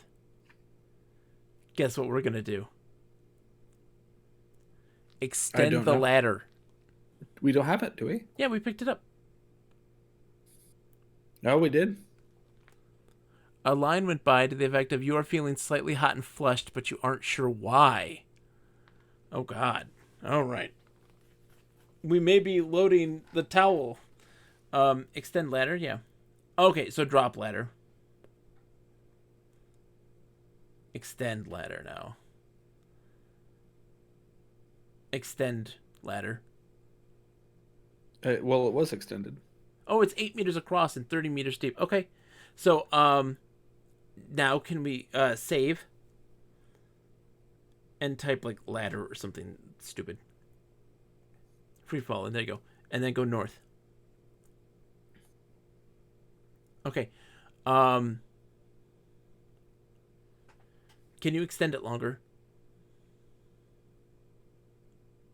Oh, okay, good. Span the precipice. Yeah, we had extended it but not placed it. That makes sense. Dave says try the diagnose command. Diagnose, Nick. That's a command in the thingy. We're a bit sick and feverish. We're well rested and well fed. Indeed. Well, we're going to figure this out. I mean, we're going to go until we die. And then we'll go back, reload to where we have stuff, and we'll get the key quickly and get that and move across. So, hold on. So that's admin corridor north. Let's add that to the map. Whoa.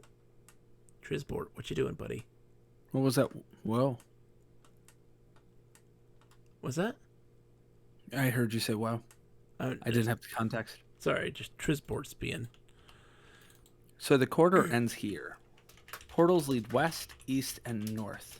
Signs above these portals read, respectively, Administrative Office, Transportation Supply, and Plan Room. To the south is a wide rift, spanned by a metal ladder, separating this area from the rest of the building. Floyd follows you. Okay, so we've got north, east, and west. Mm-hmm. So west is administrative offices. Mm-hmm. North is transportation supply. That's going to give us the key card that we need to use the shuttle. Yeah. And plan room. So let's go west first. We just got to see small office. Okay, so look at the desk.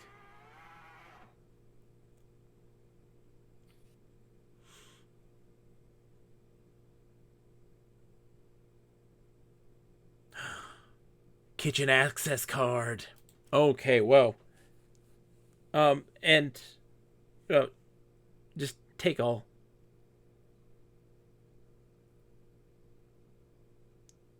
Or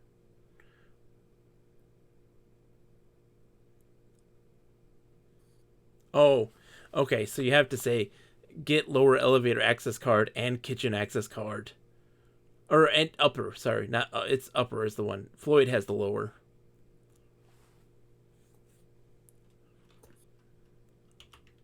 And what was that? The one, the kitchen.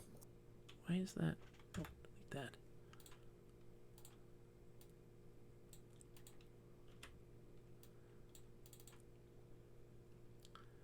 Yeah, so that's that, and this was the small office. Okay. Mm-hmm. Well, we are opening things up now, Nick. This is huge progress. All right, so now we go east and then north. Stop this. What are you doing? Oh, we need a light.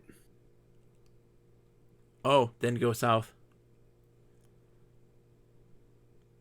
And then east. The plan room. Okay. Mm-hmm. So this is a small room whose far wall is covered. I don't know why it's taking me so long to read. It's okay. With many small cubby holes, all empty. The left wall is covered with an enormous map labeled Calamonte Complex, showing 2 installations connected by a long hallway. Near the upper part of the map is a red arrow saying, "You are here." The right wall is covered with a similar map labeled Lawanda Complex, showing 2 installations, one apparently buried deep underground. Okay. I'm going to be right back. I'm going to go for a water break. That's fine.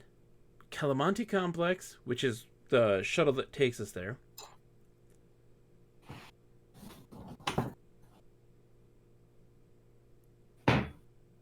Oh no, we're in the Calamonte station, right? That's where we are. Okay. Showing 2 installations connected by a long hallway. Yeah, the upper part of this map is a red arrow saying "You are here." The right wall is covered with a similar map labeled Lawanda Complex, showing 2 installations, one apparently buried deep underground.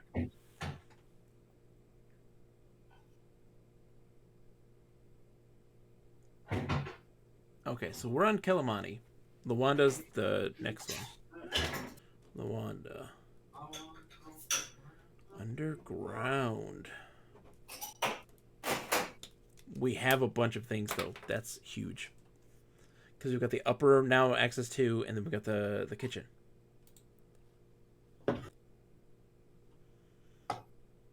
Interesting. Okay.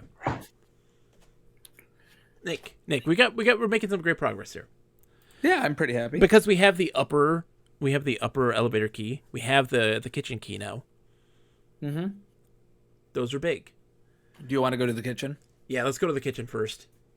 Yeah. Oh, have we explored all 3 of these? We can't go north because of the lack of light. Lack of light. Yep. All right. But we have explored these, right? Because the cubby holes are empty. But this room, the plan room, is giving us information about this. So we're on the Calamonte Complex.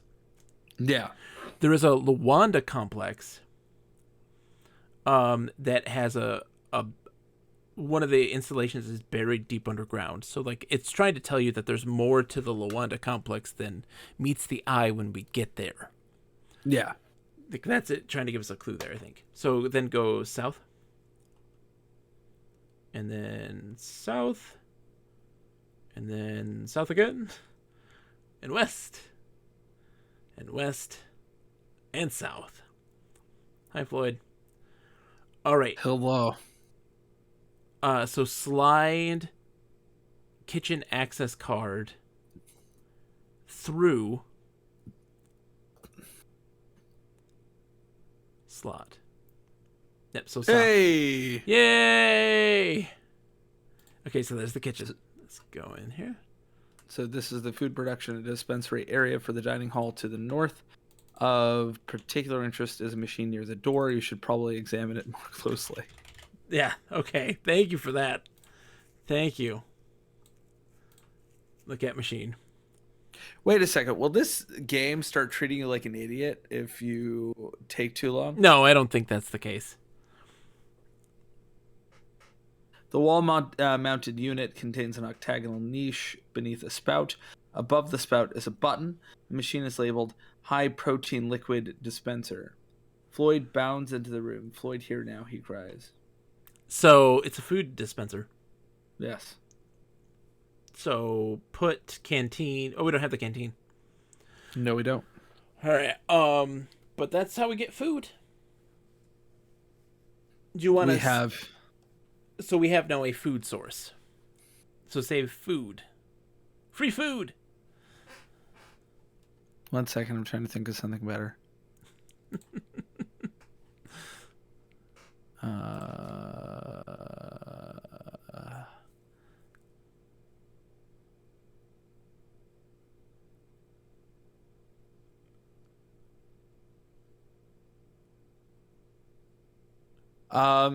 I was trying to make another. No food for you. We got food though. All right. So then let's try the upper one and see how that goes. We saved here, so in case like it's like, oh, you're dying of starvation, and we didn't bring our food with us. I just want to explore. So we go north, north, east. Yeah, we're hungry and thirsty. So let's restore real quick. And then just go north, north. I'll go north one more. Okay, so yeah, let's get get kit. Okay. Now we'll go south. And then east. Nick, we've got a subscription from Cannoli. Cannoli. Also, hello, ATM machine. ATM machine! How many times have we died so far? 0. Technically once. Once intentionally. Cannoli with a 3-month streak. Whoa, 5 months so total, but on a 3-month streak. Ah! Thank you, my friend. You're far too kind. Get ready, Cannoli. Your subscription's netting you more channel points tomorrow. Tomorrow, ladies and gentlemen, come hell or high water. Tomorrow night. Degenerative baseball gambling. For those that don't know, Nick, you know, of course. You're no stranger to love. You broke the rules, and so did I. No stranger to love? Yes. You broke the rules, and so did I. Mm-hmm. Is this love that I'm feeling? Yes. You can't hurry love, no. We're still in the early stages of the gameplay. Yeah, we've seen the ability for grus to exist, which it makes me happy. We love grus. Can I buy you love, though? Yes. You can't buy me love. But we do degenerative gambling. We play this game called Super Baseball Simulator 1000, and you bet channel points on the computer. There are 3-inning long games. We've been simulating a season. For the longest time, my Switch went missing. We found it. It was hiding behind my children's play kitchen. How it got there, I have no idea. And I'm getting my baseball jersey that is tomorrow. I'll be getting it that has the logo of the team head. It's just a giant baseball man face with a baseball cap, and with the numbers and name of Bobby on the back. Bobby is their star player, and my favorite fan player. of Head. Big fan of Head. Big fan of Bobby Head. Head Bobby. Everyone loves Bobby Head. We love Bobby Head. Bobby Head. It's head that's very toothsome. It is oddly toothsome head. It is oddly addictive. It is oddly enthralling. The baseball players have anime powers, so they get to do really weird things, and also the AI is not necessarily the smartest, so it does weird things that makes you question reality itself. Are you a bubble tea fan, John? I've never had bubble tea. You've never had bubble tea. That is a shame. You have missed the textural sensation that is tapioca pearls. So I do know what bubble tea is. Yes. And we had to use... So, weird aside here. I'm going on a tangent, Nick. Wait, we're going on a tangent? Going on a tangent. That seems very my unlike early us. days... my early days of internet me, right? I was a member of something called the Gamer Army, Nick. It was The Gamer Army. Yes, it was a fan group for this show called Pure Ownage.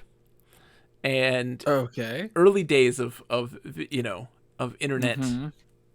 shows and things like this. Very good, very entertaining. Really awesome people, great community of people. On a tangent, not a contangent, not a cotangent. No, but we're going to sign off on that joke. And what was great about being in the Gamer Army, the fan club, you paid money, you got dog tags. I still have them. And also you got you got a coded message that you had to decode to get access to like their forums and stuff like this. It was really interesting. And they would do ARGs. That's alternate reality games. So it is games that utilize real world elements. And so like receiving an email that has like an audio file that's all jarbled and weird, and then knowing that somebody else got a similar audio file that's different, and then combining the sounds to then make it be a coherent thing, or using code breaking, these sorts of things, or getting videos and looking for clues within those videos themselves to solve puzzles and crack codes and this sort of thing.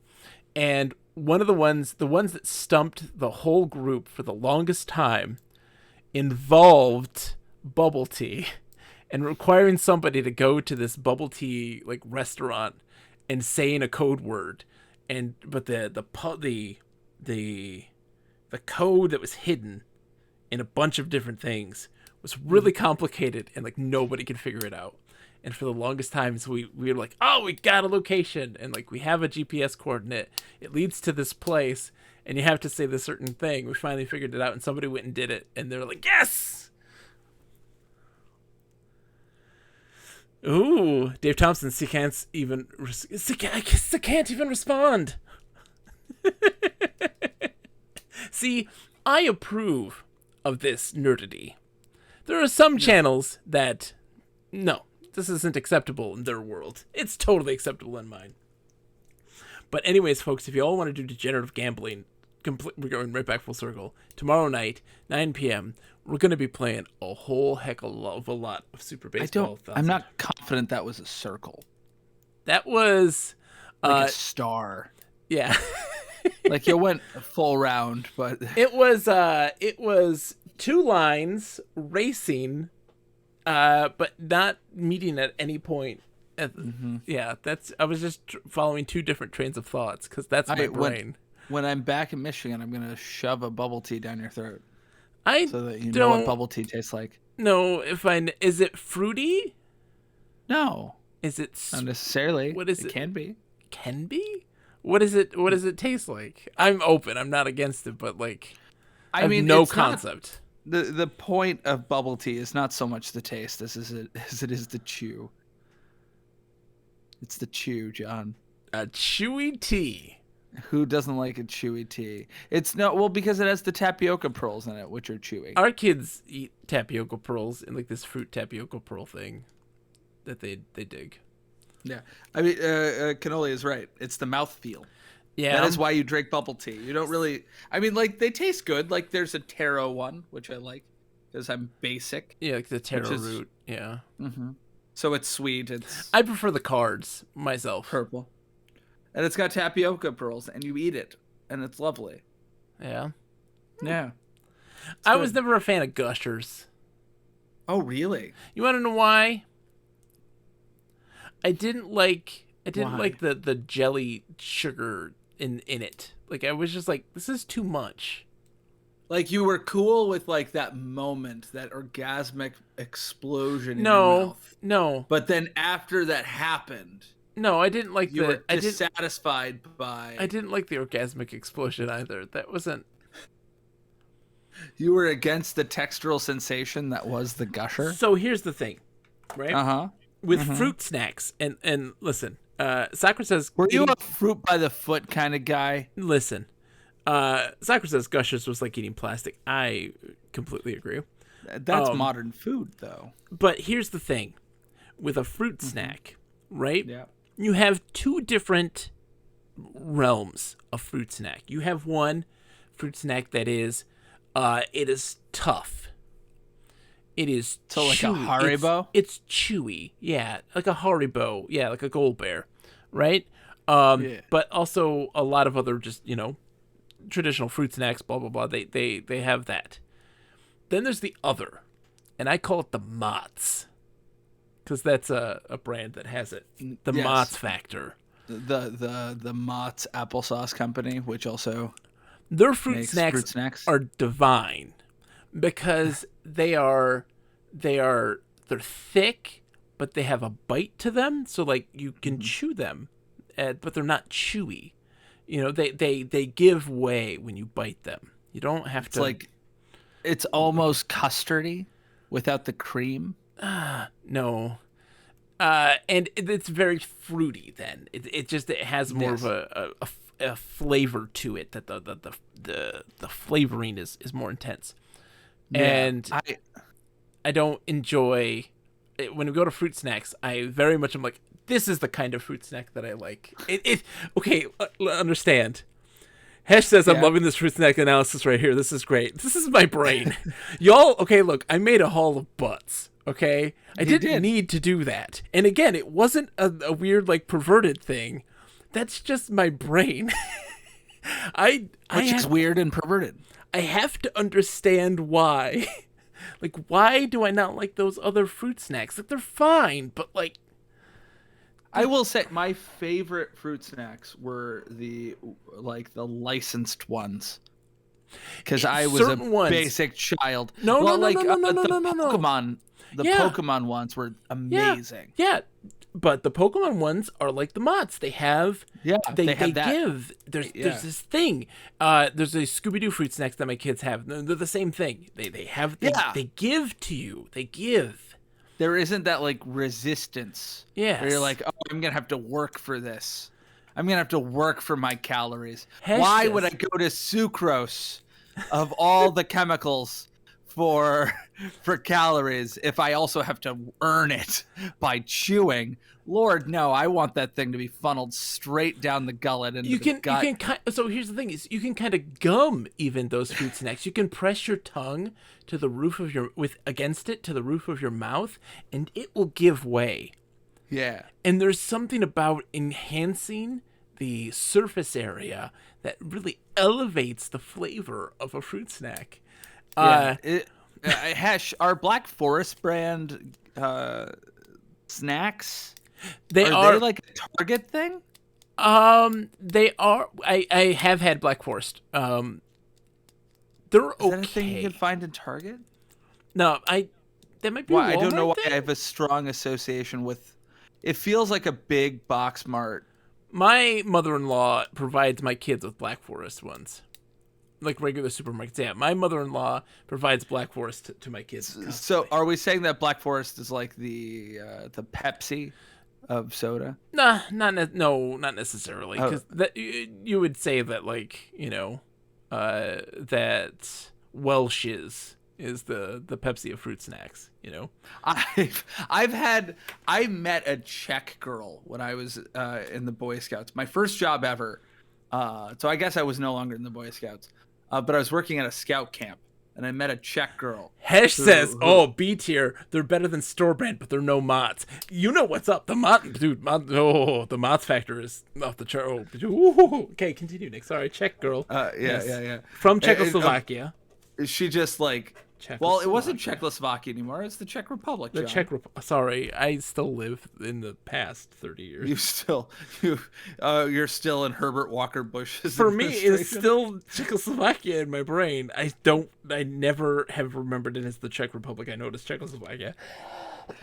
But apparently, like, if you drank Pepsi, you were just known as one of the poors. One of the poors. What soda were they drinking? I mean, Coke was the preferred. Coke has like it had a cachet that Pepsi does not. It's the cursive font, isn't it? Chechia. Fair enough. I did not check her out.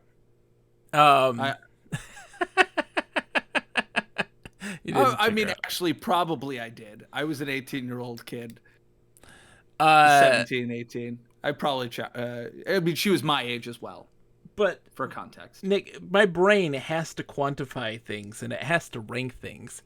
And I got my 6-year-old daughter into a window into my brain because she asked me, "What kind of candy do you like?" Because we have a gigantic like stockpile of candy still from Halloween. And so with like every mealtime of lunch and dinner, they get a dessert. And they just always get it, she asked me, "What kind of candy do you like?"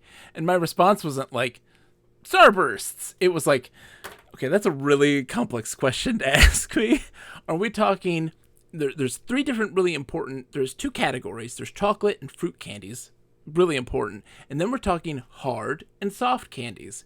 Again, must make those distinctions. It's really important. So when we're talking chocolate, I'm a fan of caramel. Anything with caramel in it. 300 grand or 100 grand is my favorite, and so is Take 5. Those are both super tasty. But I'm like, if we're talking, because you can have hard chocolates. They're definitely if you get a toffee, that's hard.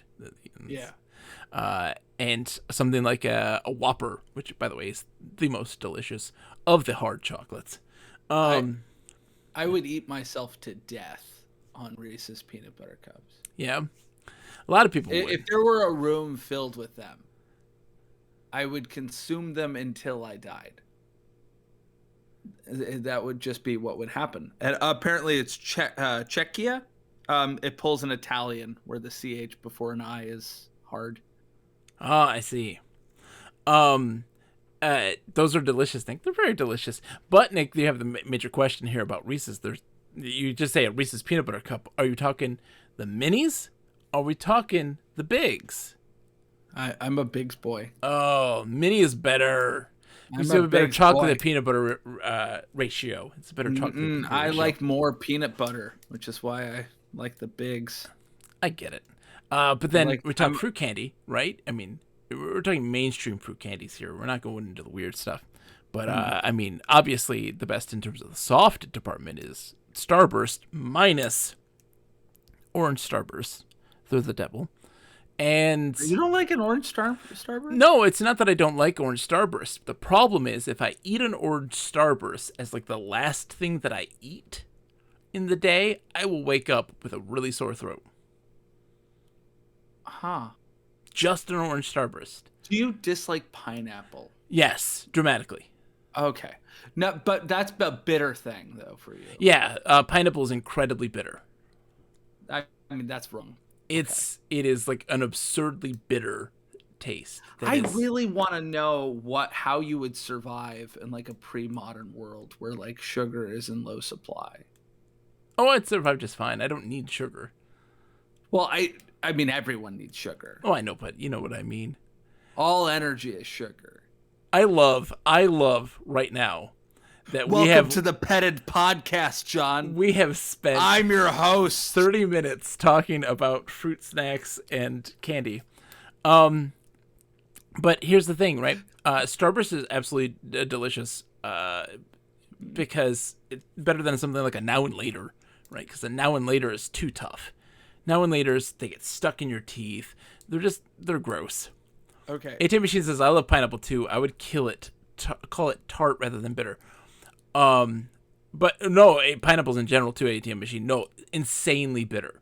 And bitter would be the word for it, not tart for me. And I've attempted multiple times to taste it, and it is ridiculously bitter.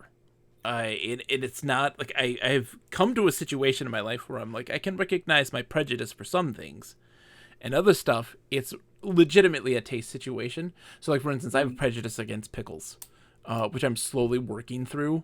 And I had a prejudice against hot dogs, and then I ate one, and I was like, it's fine. I don't enjoy casings. Like, didn't I do that casings. For you? Yeah, you did, Nick. I got you to fine. But I don't enjoy meat casings because, again, it's that weird gushers thing. Like, I don't enjoy the feel of something breaking. Oh, I don't enjoy that snap. Snapping in my teeth. Huh. Ooh. Well, here's the thing, ATM Machine. primal. Here's the thing, ATM Machine. Everybody's taste buds are different. Like, for instance, buffalo sauce is insanely sour for me. It's like a very intense sour. It's like sucking on a warhead. Sour. You're just fundamentally a broken man. And so we discovered this because my wife loves buffalo wings, and like I was like, oh, they're too sour, and she's like, they're not sour at all. I'm like, it's insanely sour. And again, taking like a fruit candy or even the sour stuff, and I'm like, that's fine. Here I'm like, oh, it's so sour. And so we just realized that like I just interpret certain things my taste buds are built in a weird way in comparison, I guess. It's just I perceive it very differently. We need to get you a good boudin noir, a good blood sausage, and see how you feel about that. So Hesh, I love cilantro. It doesn't taste like soap to me at all. You know what's weird, John? I love cilantro too. Yeah. But it definitely tastes like soap to me. It does not taste like soap to me at all. It's the strangest thing. Everyone's like, I hate cilantro because it tastes like soap, and I'm like, that's sort of the pleasure in it for me. I just think that. Did you ever get your mouth washed out with soap? Like, is that what happened? No, never. My mother thought that was child abuse because it is. It is. But yeah, no, that not once, not a single time did that ever happen. The Deviant is coming in with a raid, Nick. I hate to interrupt you. Deviant, how are you, my friend? Shout out to the Deviant. Hello, the Deviant. A lover. We were playing a game. A lover and patron of the FPS genre, the third-person genre of shooters. Loves himself some Splatoon. Loves himself some Chivalry. Some good times playing Viscera Fest. See? That's what I'm talking about. A connoisseur of the old school style shooters and a little bit of the new age stuff, especially Splatoon, which is, by the way, just genuinely a brilliant and fantastic game series. Oh, really? That is awesome, dude. The creator of the game popped in. Viscount de Violence. So yeah, we were just talking we're talking taste buds. My taste buds are weird. Yeah, we were playing Planetfall, and then we got somehow derailed by candy. Alcohol is insanely disgusting, just in terms of like taste. Like for me, it tastes like I'm eating or drinking potpourri. It's a potpourri taste. It's. You don't like potpourri? I do not like eating potpourri. Well, I would understand you not liking, because you're very averse to bitter flavors, and you would hate most beers that don't just taste like water. Yeah, like I'm a hairy white man, so by law, I must like IPAs. Yeah, like it's in the contract. Like I got the hair to body fat and lack of melanin ratio requires that I like an IPA. Not to imply that other people can't also like IPAs. It's just that you're a hipster I'm white legally boy. required. You're legally required. Hipster white boy, yeah. Absolutely. Yeah. But, Academia. I can't anticipate you drinking more than a sip of an IPA. No, I can't do booze in general. I tried to get into wine, but it's just that it's so bitter. There's the taste of alcohol is so, the alcohol, not the other elements of it. It's just so, it's like I'm chewing on potpourri. It's really gross. Yeah, the Deviant says, I love IPAs and stouts. I'm a big fan of stouts as well. Any dark beer, like a nice dark creamy beer, I'm happy with. I work in a liquor store and love getting first dibs on many a craft beer. Nice. Every day that I have to grade something, I reconsider my life choices and I go, well, what if I were a bartender? That wouldn't be so bad, would it? You want to be a mixologist? I could go back into the service industry. That wouldn't be. I mean, I would just have to deal with drunk people, which I mean wouldn't always be pleasant, but it would be exciting. And at the very least, I would have an excuse for why they're being jerks to me. No. I'm with ATM machine. I just don't drink then at that point. I mean, one, I don't enjoy the taste, but two is just like, I enjoy having, like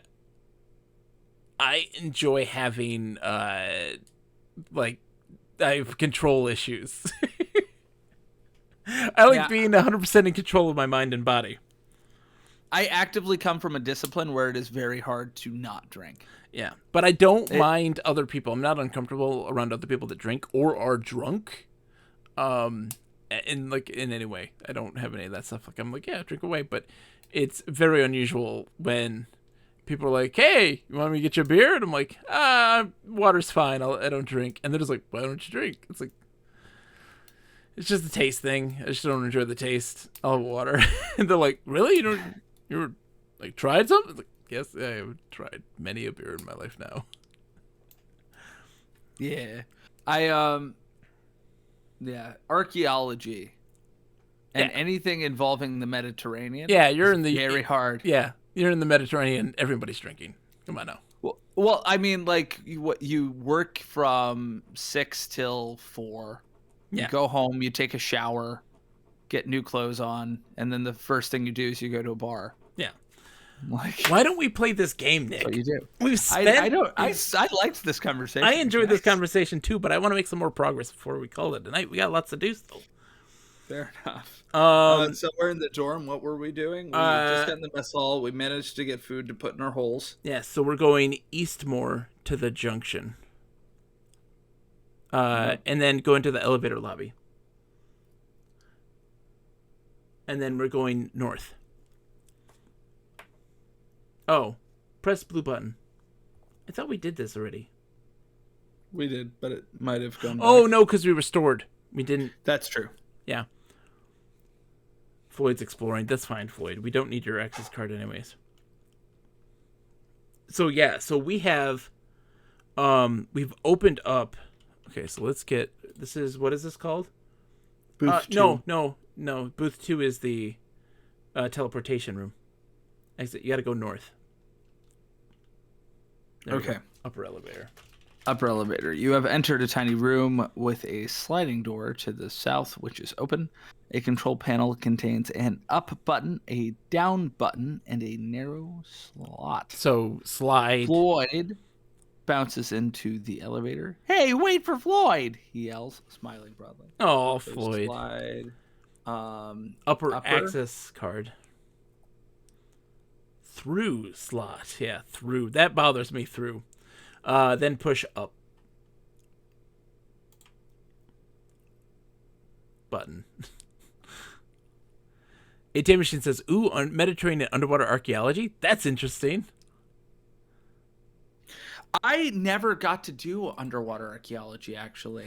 Nick is an archaeobotanist. He's an I was an archaeobotanist. Botanist.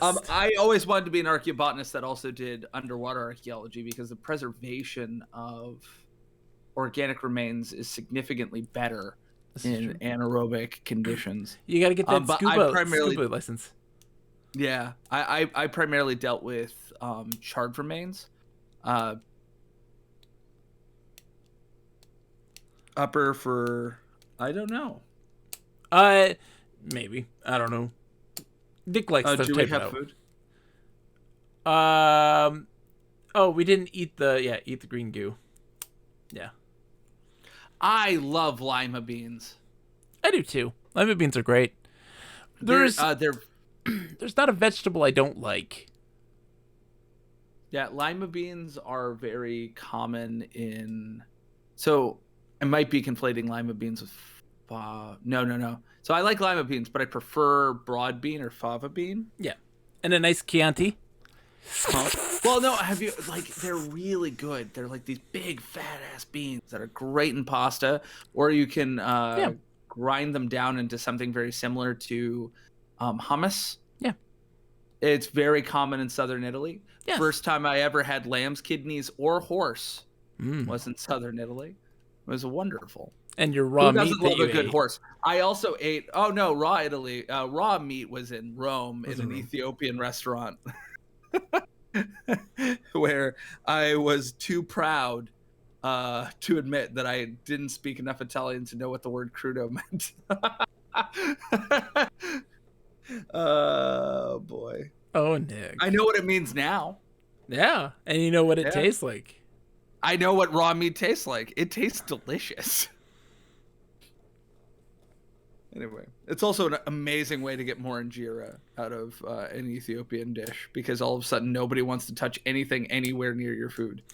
Cannoli says that it's common to mix hummus and fava bean paste in the Middle East. See? Yeah. They're kind of derived from the same kind of family. All right, so let's wait.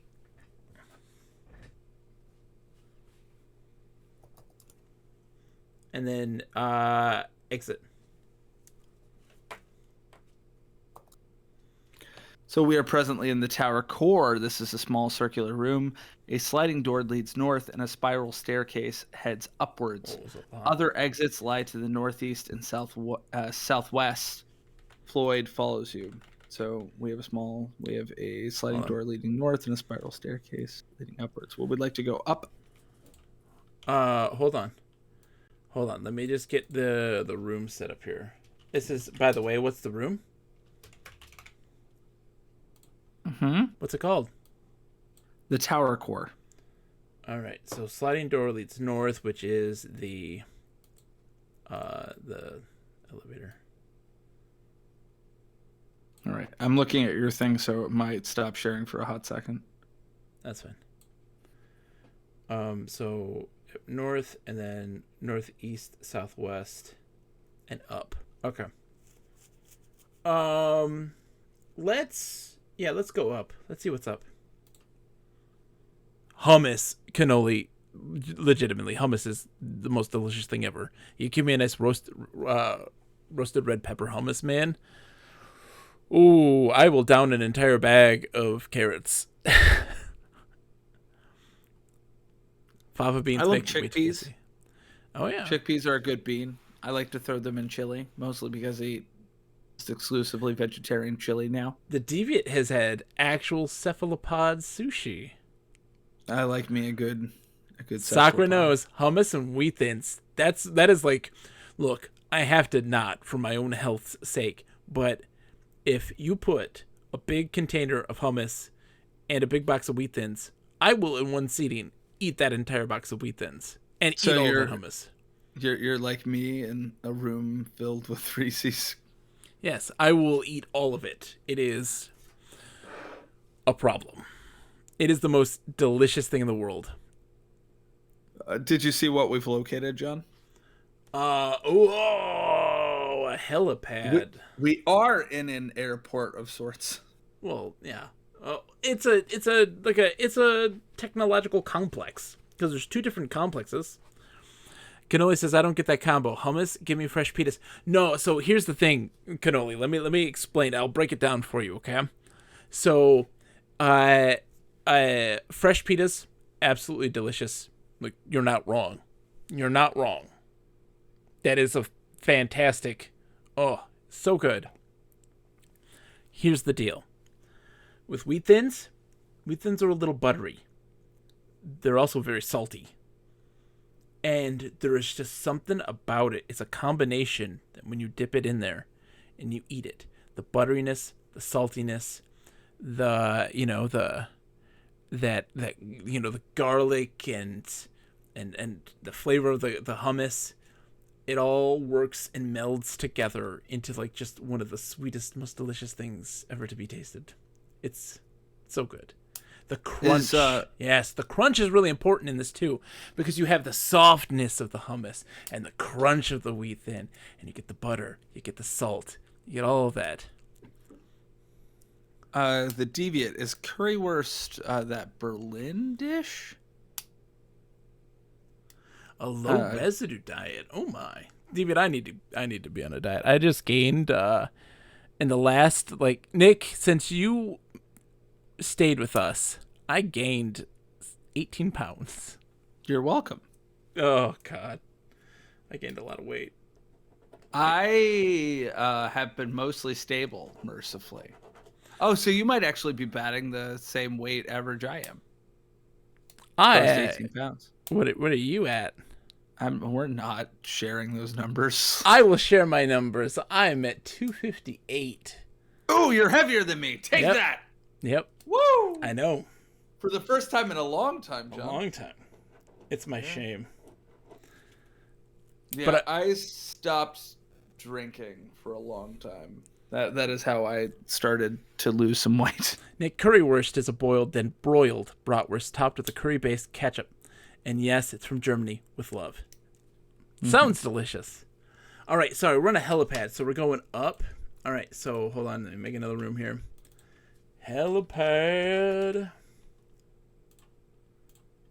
And we're gonna make that connect. Where was it Zork 2? It was Zork 2. What? Where we had the hot air balloon. Yeah, Zork 2 is the hot air balloon. So I'm just sort of on the lookout for references. Yeah. We can't go that way. Hold on, read the helipad. You didn't read the helipad. Read the room. No. Nick. Nick. Yes? Okay, I'll read it. You're at the center of a wide, flat area atop the tower. A fence prevents you from approaching the perimeter, so your view is limited to cloud-filled sky. A large vehicle, severely weathered and topped with rotor blades, lies nearby. A spiral staircase leads down into the tower. There's a multiple-purpose robot here. The multiple-purpose robot is holding a lower elevator access card. Floyd produces a crayon from one of his compartments and scrawls his name on the wall.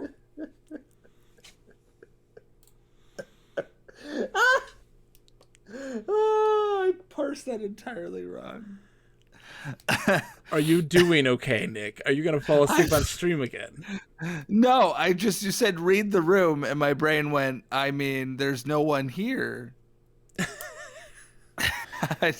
No, we had a room. So enter helicopter? Enter helicopter.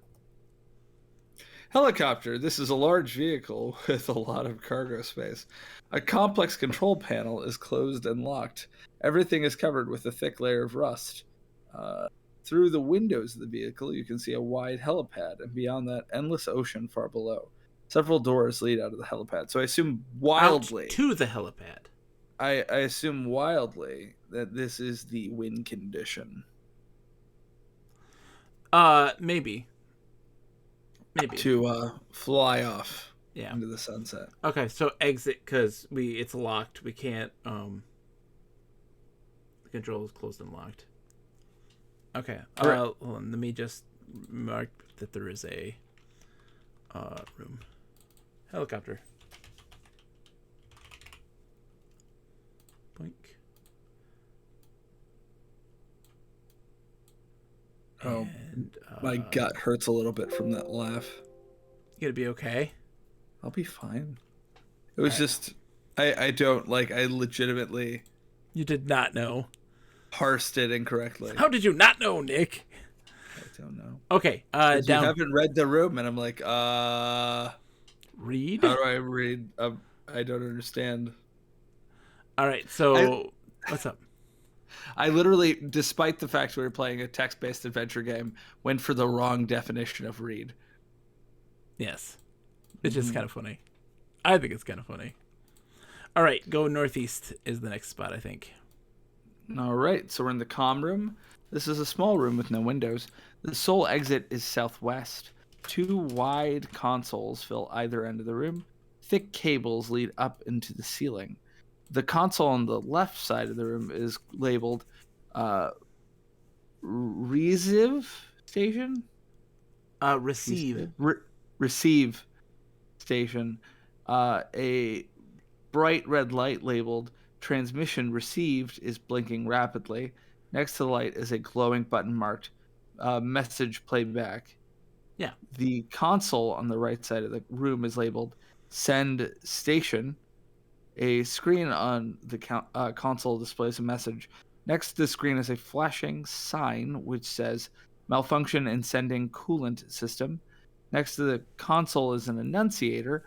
On the console next to the annunciator panel is a funnel-shaped hole labeled Coolant System Manual Override. We need to put coolant in there. A green-colored light is flashing on the annunciator panel. Floyd follows you. Okay, so first off, press the glowing button.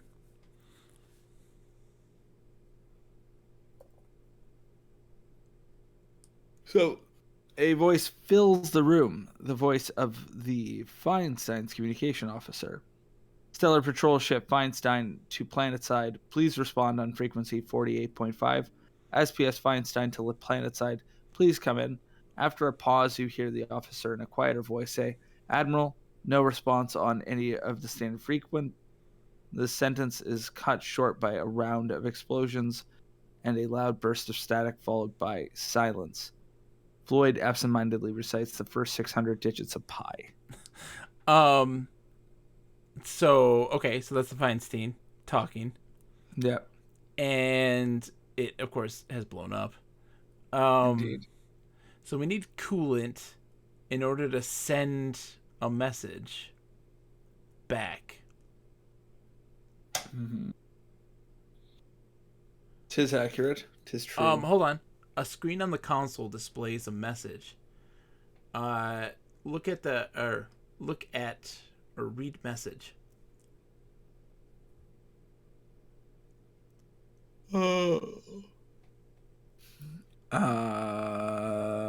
You go ahead, John. To any ship Ooh, yeah. of the Second Galactic Union, planet-wide plague has struck entire population. Time is critical. Emergency assistance requested. Repeat message. Great. That's the fever that we're getting. Yep. That's good. So we have to find a cure. We have to find a cure that somehow these people did not manage to find. We have to, or create one, yeah.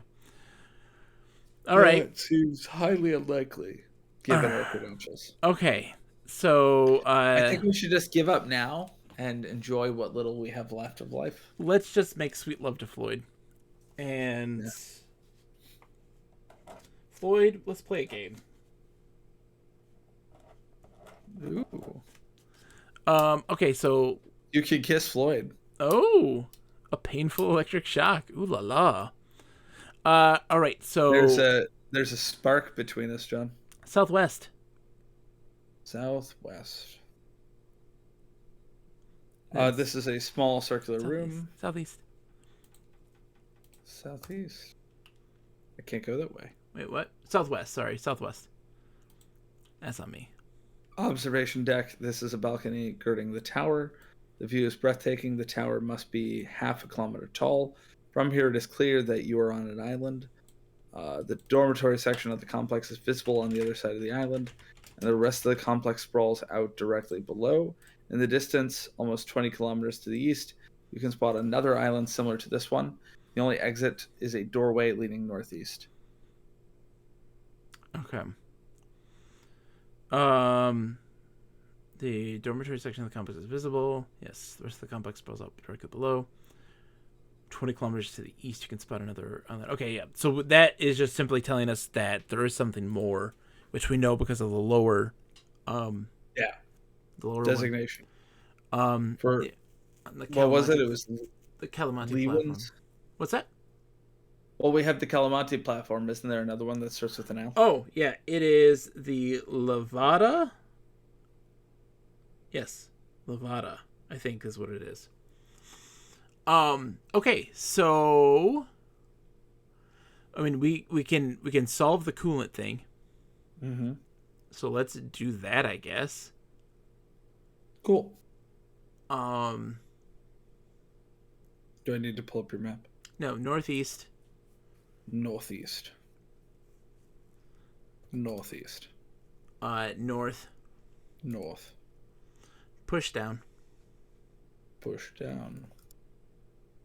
Button. Push down button, sorry. Push down button. Push down button. Swipe. Oh. No, slide upper access card. Or slide upper through slot. Okay. Oh, it works. Push down button.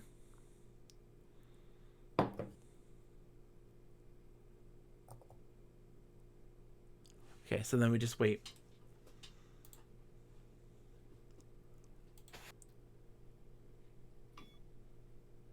There. Now south. Then west. Then south until you go to the machine shop. Okay, so let's see. Is the container in here? I thought or do we so. use the canteen? No, we don't use the canteen. Standing against the road wall is a large dispensing machine with a spout. Buttons, coolants are red, blue, green, and yellow. We need to use green because it was a green light. Yeah. Okay, so then go west. Large flask. Yeah, get the large flask. Now go east. Put large flask under spout. Now. Okay. Press green button.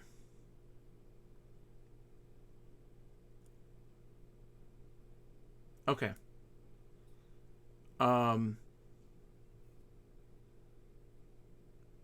Let's save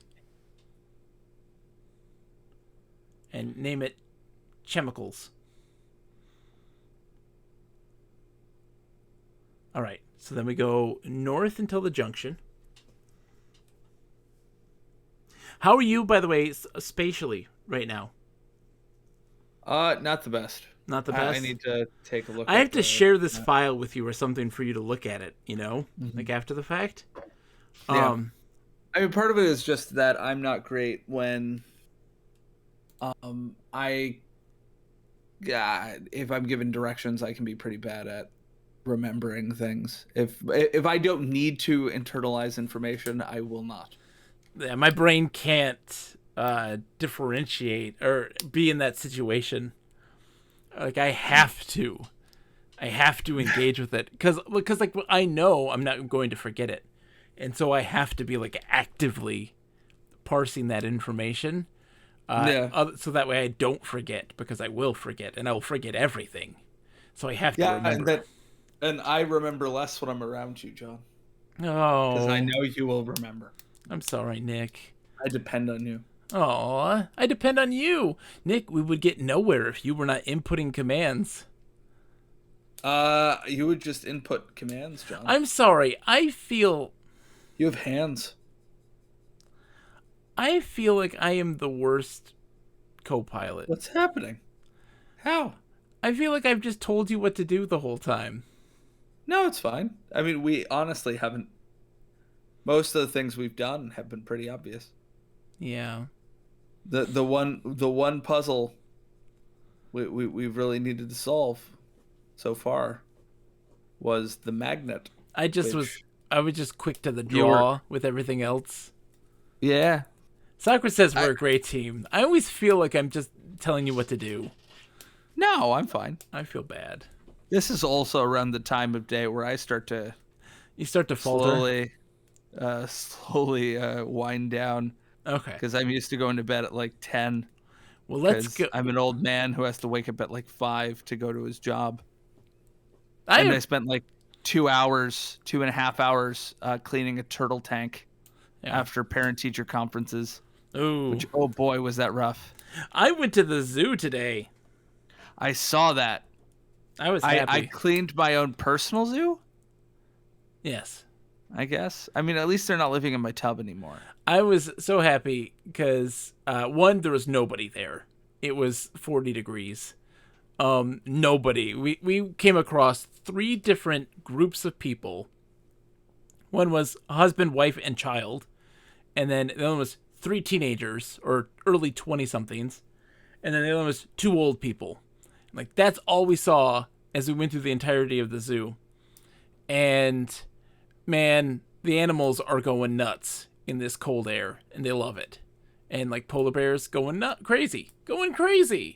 And so our kids were just having a grand old time. We had the whole place to ourselves, and it was a delight. I loved every second of it. From the photos you sent, it seemed like it was. And my Pikmin, I got so many Pikmin. I got a lot of zoo Pikmin. I got a forest Pikmin. I'm excited. Nick, do you even know about that? No. Oh my god, and you supposedly play this game. Folks, I've been playing a lot of Pikmin Bloom, right, from the makers of Pokemon Go. Indeed. It's what's been making me go out in the world and exist.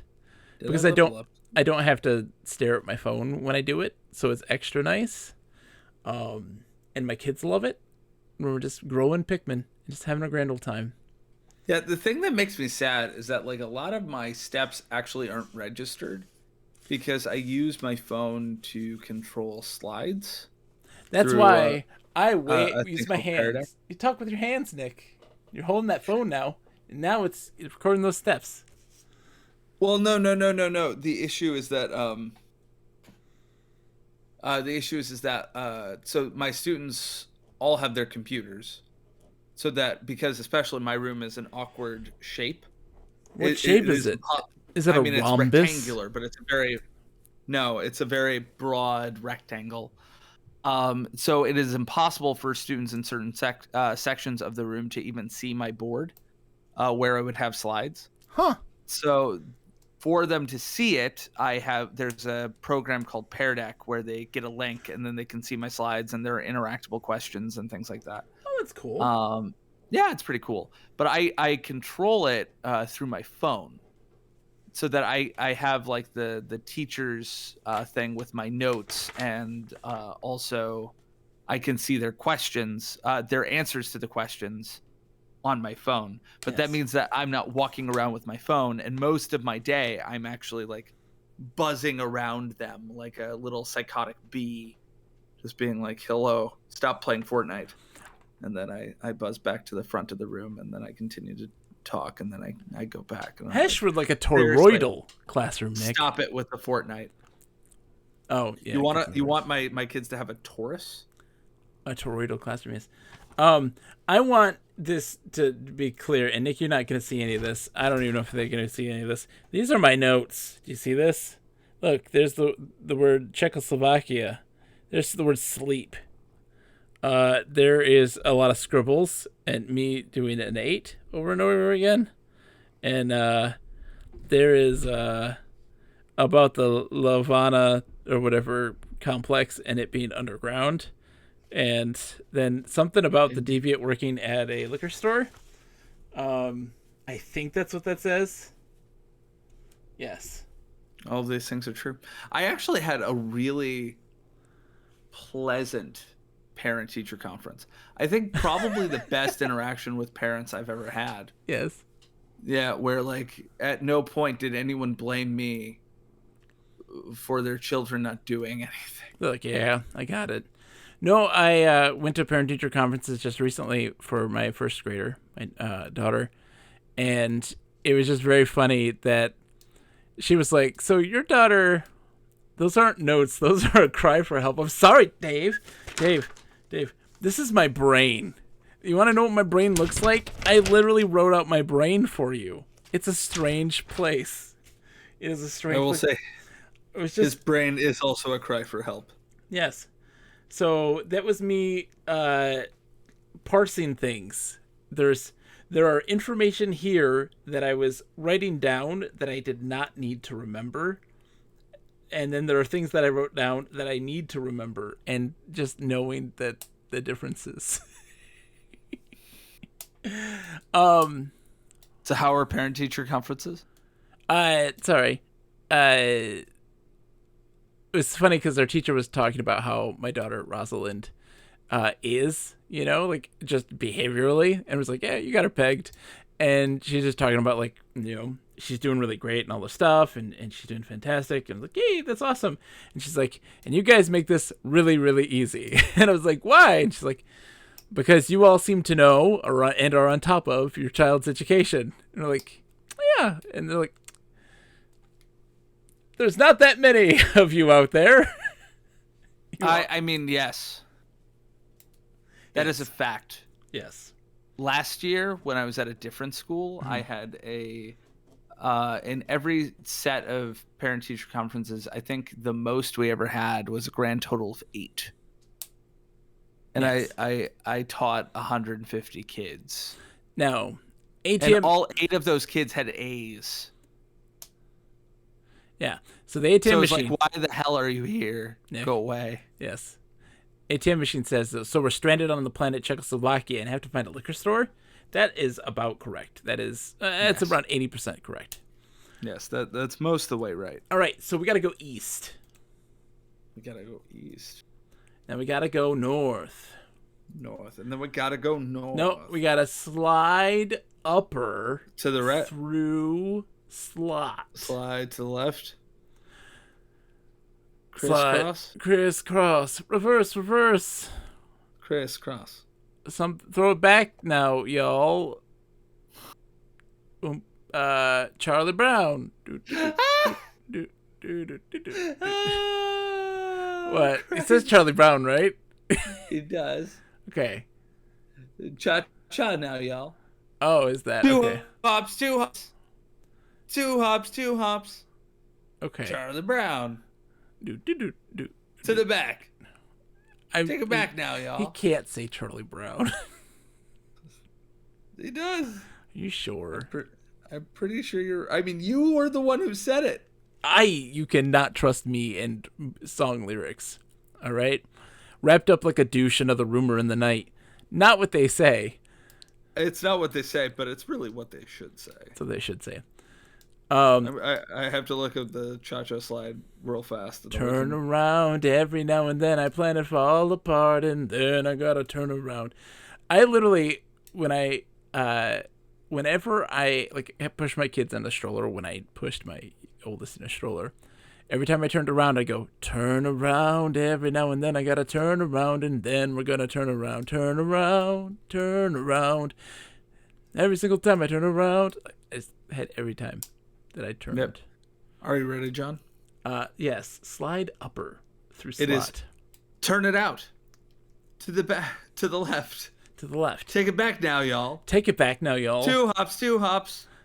Okay. 2 hops. All right. Right foot, let's stomp. Left foot, let's stomp. Charlie Brown. Does say Charlie Brown. So what does that mean? Does that mean do like the Charlie Brown Christmas dances where they're just like looking crazy? Like, I don't remember. I think the Charlie Brown is the one that like comes with like a cowbell.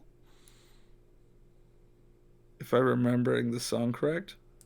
Oh, John, somebody wants you to shut up. Fournier wants me to have a water cooler break. Fournier is taking care of me. Ever seen the Hura Torpedo cover of that Bonnie Tyler, Jen Steinman? Hold on. Hura Torpedo is... What are they? Are they... Hold on. There's a band that plays, like, plastic bins. Are you thinking of the Blue Man Group? No. Like, they just bang on plastic, like, bins and, like, trash can lids. But basically what the Blue Man Group does. No. But with blue paint. 48 says, yes, I do not. Yes, I do not want you to shut up. I just got here. I no Blue Man Group. Nick, have you ever been to the Blue Man Group?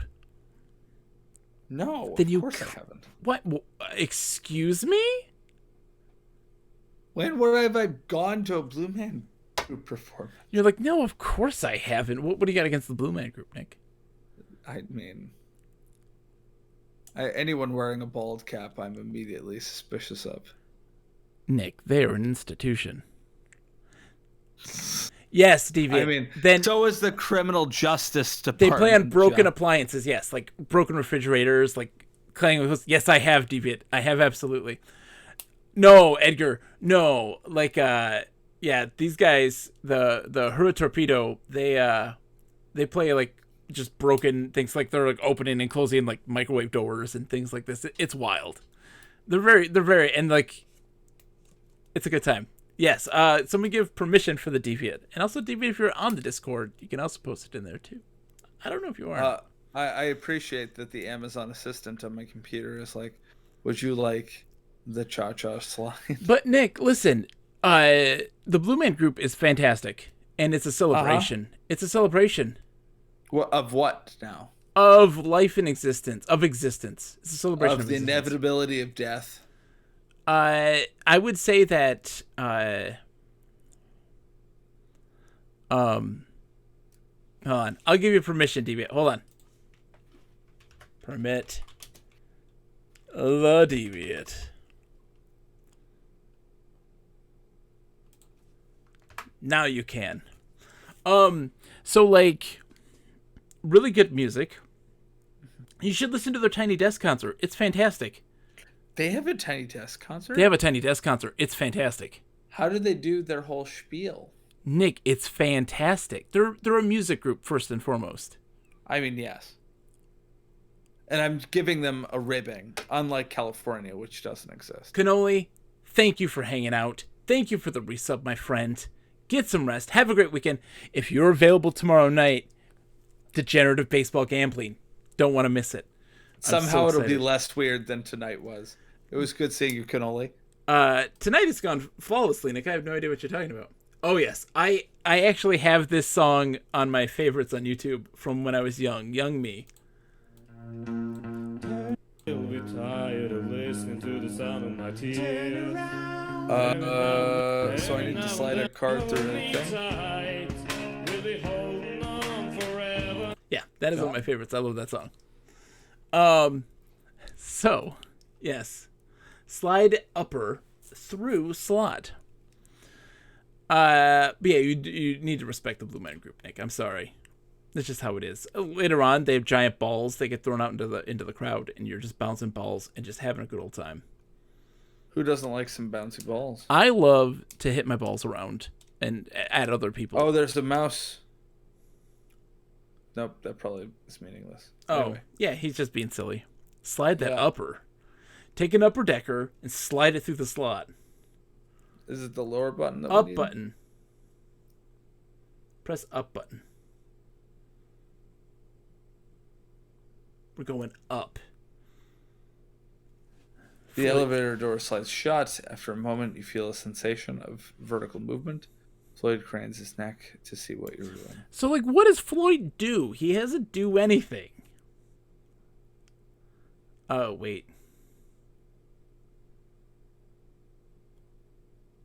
Okay. North. No, it's exit. It's not north. It's south. You can't go that way. South. It's south. I'm dumb. All right. This is a small circular northeast. room. A sliding door. What? Northeast. This is the comm room. This is a small room with no windows. The sole exit is to the southwest. Two wide consoles fill either end of the room. Thick cables lead up to the ceiling. I have to go get a drink of water. Nick, you continue your talk. Everyone's going to look at my red pajama pants. Okay, excellent. So the console on the left side of the room is labeled Receive Station, or Receive Station. A bright red light labeled Transmissions Received is blinking rapidly. Next to the light is a glowing button marked Message Playback. Your console the console on the right side of the room is labeled Send Station. A screen on the console displays a message. Next to the screen is a flashing sign which says malfunction in sending coolant system. Next to this console is an annunciator. On the console next to the annunciator panel is a funnel-shaped hole labeled coolant station manual override. A green-colored light is flashing by the annunciator panel. Coolant. I can't even hear you right now. Coolant. Huh? Oh, I just read the whole description again very slowly. I mean, Dennis, why can't you go, Dennis? All right, hold on. So Nick got me this. He got me this book to make up for his horrible choice. This is Arcade Game Typography by Toshi Omagari. And Nick, did you get this for yourself? Yes, I did. Have you gotten it yet? I think so. It's very thick. It's very high quality too, like just the book and the paper. It's a really good paper stock. And it's fantastic. I mean, it literally breaks down the intricacies of video arcade game font. I mean, look. It's fantastic. Pour coolant. 1 second.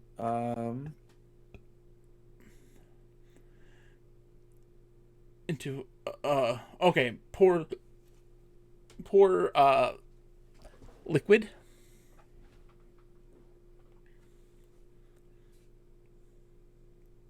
Okay, pour flask.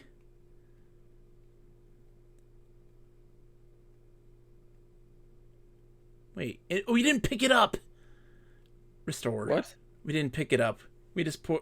Yeah. Yeah, get flask. Get ye flask. Trash boy. Oh, trash boy. Don't worry. We spent an hour talking about candy and fruit snacks. So don't worry. You haven't missed much. Actually, we have made a lot of progress. What's our score right now? 27. No, hit score.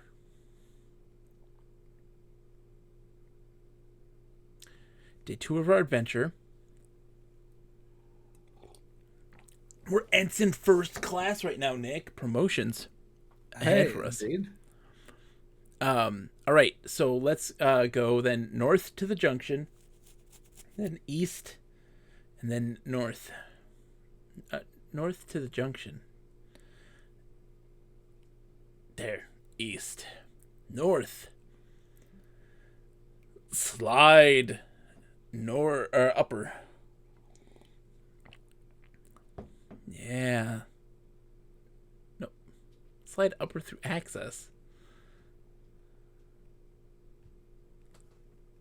Press up button.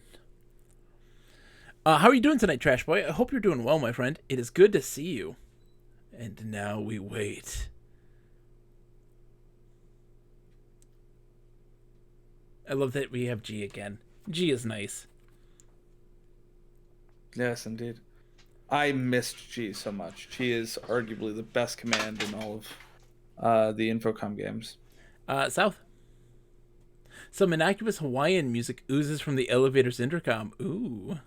That is interesting. This is a small circular room. A sliding door leads north. And a spiral staircase heads upwards. Other exits lie to the northeast and southwest. Is this your first time here at the Tower Core, Nick? Is it your first time? No, we've been here a million times, Nick. I know. Northeast. I'm drifting. You're drifting? Northeast. Yeah, northeast. I'm drifting. Keep it together. Okay. We might have to move Interactive Fiction Fridays to a different tag. What? But the alliteration, Nick. It might have to be Interactive Fiction Saturdays or something because I am. Oh, you know what? You know what? What? We might make it Interactive Fiction Saturdays for you. Story-based Saturdays. Story-based game Saturdays. Interactive Saturdays. Interactive Fatterdays. I mean, that's every day for me. Every day is a Fatterday. Wait, right, yes. So we have a coolant system. We have a funnel-shaped hole. Pour flask in hole. So pouring or spilling non-liquids is specifically forbidden. Oh, yeah, it's pour liquid in hole now because we didn't have the liquid before. So the liquid disappears into the hole. The light on the enunciator panel blink rapidly and all go off except one, a brown light. All right, so let's see. Look. Type look.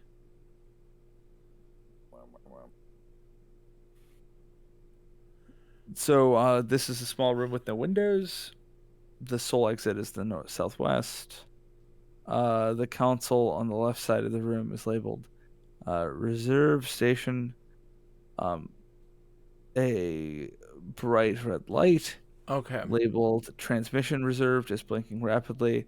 Next to the light is a glowing button marked message playback. The console on the right side of the room is labeled sensation. Did anything change? I'm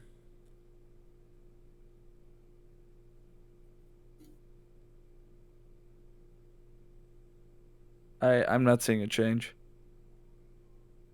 Maybe that's the wrong one. Well, Deviant, dude, thank you for the raid. And hey, man, enjoy your weekend. I know we work in retail. There's no such thing as a weekend, but enjoy your day tomorrow. Enjoy whatever joy you can. See, ATM Machine says you could also do Text Adventure Tuesdays or Thursdays if you really want to preserve the alliteration. Well, the issue there is still the working. School. Yeah.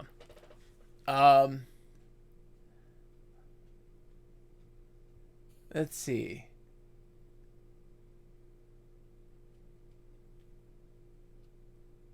What did it say when we poured the thing? Do you remember? That there's a bunch of flashing lights and then just a brown light. I haven't seen the brown light. Yeah. Like when we typed look, I didn't see it. Yeah. You just said look at light. Look at brown light. It said that there was nothing unusual. You didn't type look at brown light. That's true. Oh, no. Okay.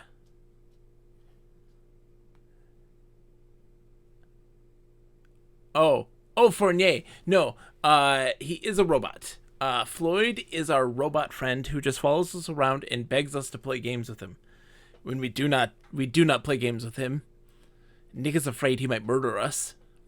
Are you familiar with the Murder Bot series, John? Robots aren't here to murder us.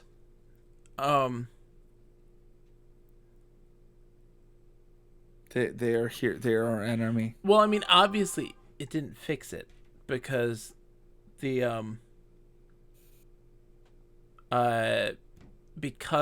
flashing sign that says a malfunction is still happening. Yes.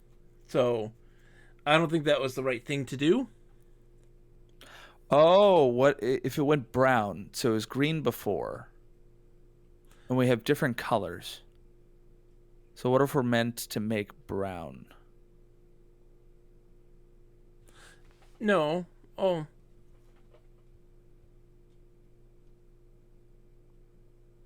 What if the puzzle is to string them together? I don't know. What color is a light brown anyways? I know. Technically orange? That's what ATM machines who colors a light brown anyways? ATM machine's got a light brown color to his name. At least on my screen it is. Make brown? Oh, we have ATM machine. There's many a toilets here. There's a lot of them. You want to see if you can make brown?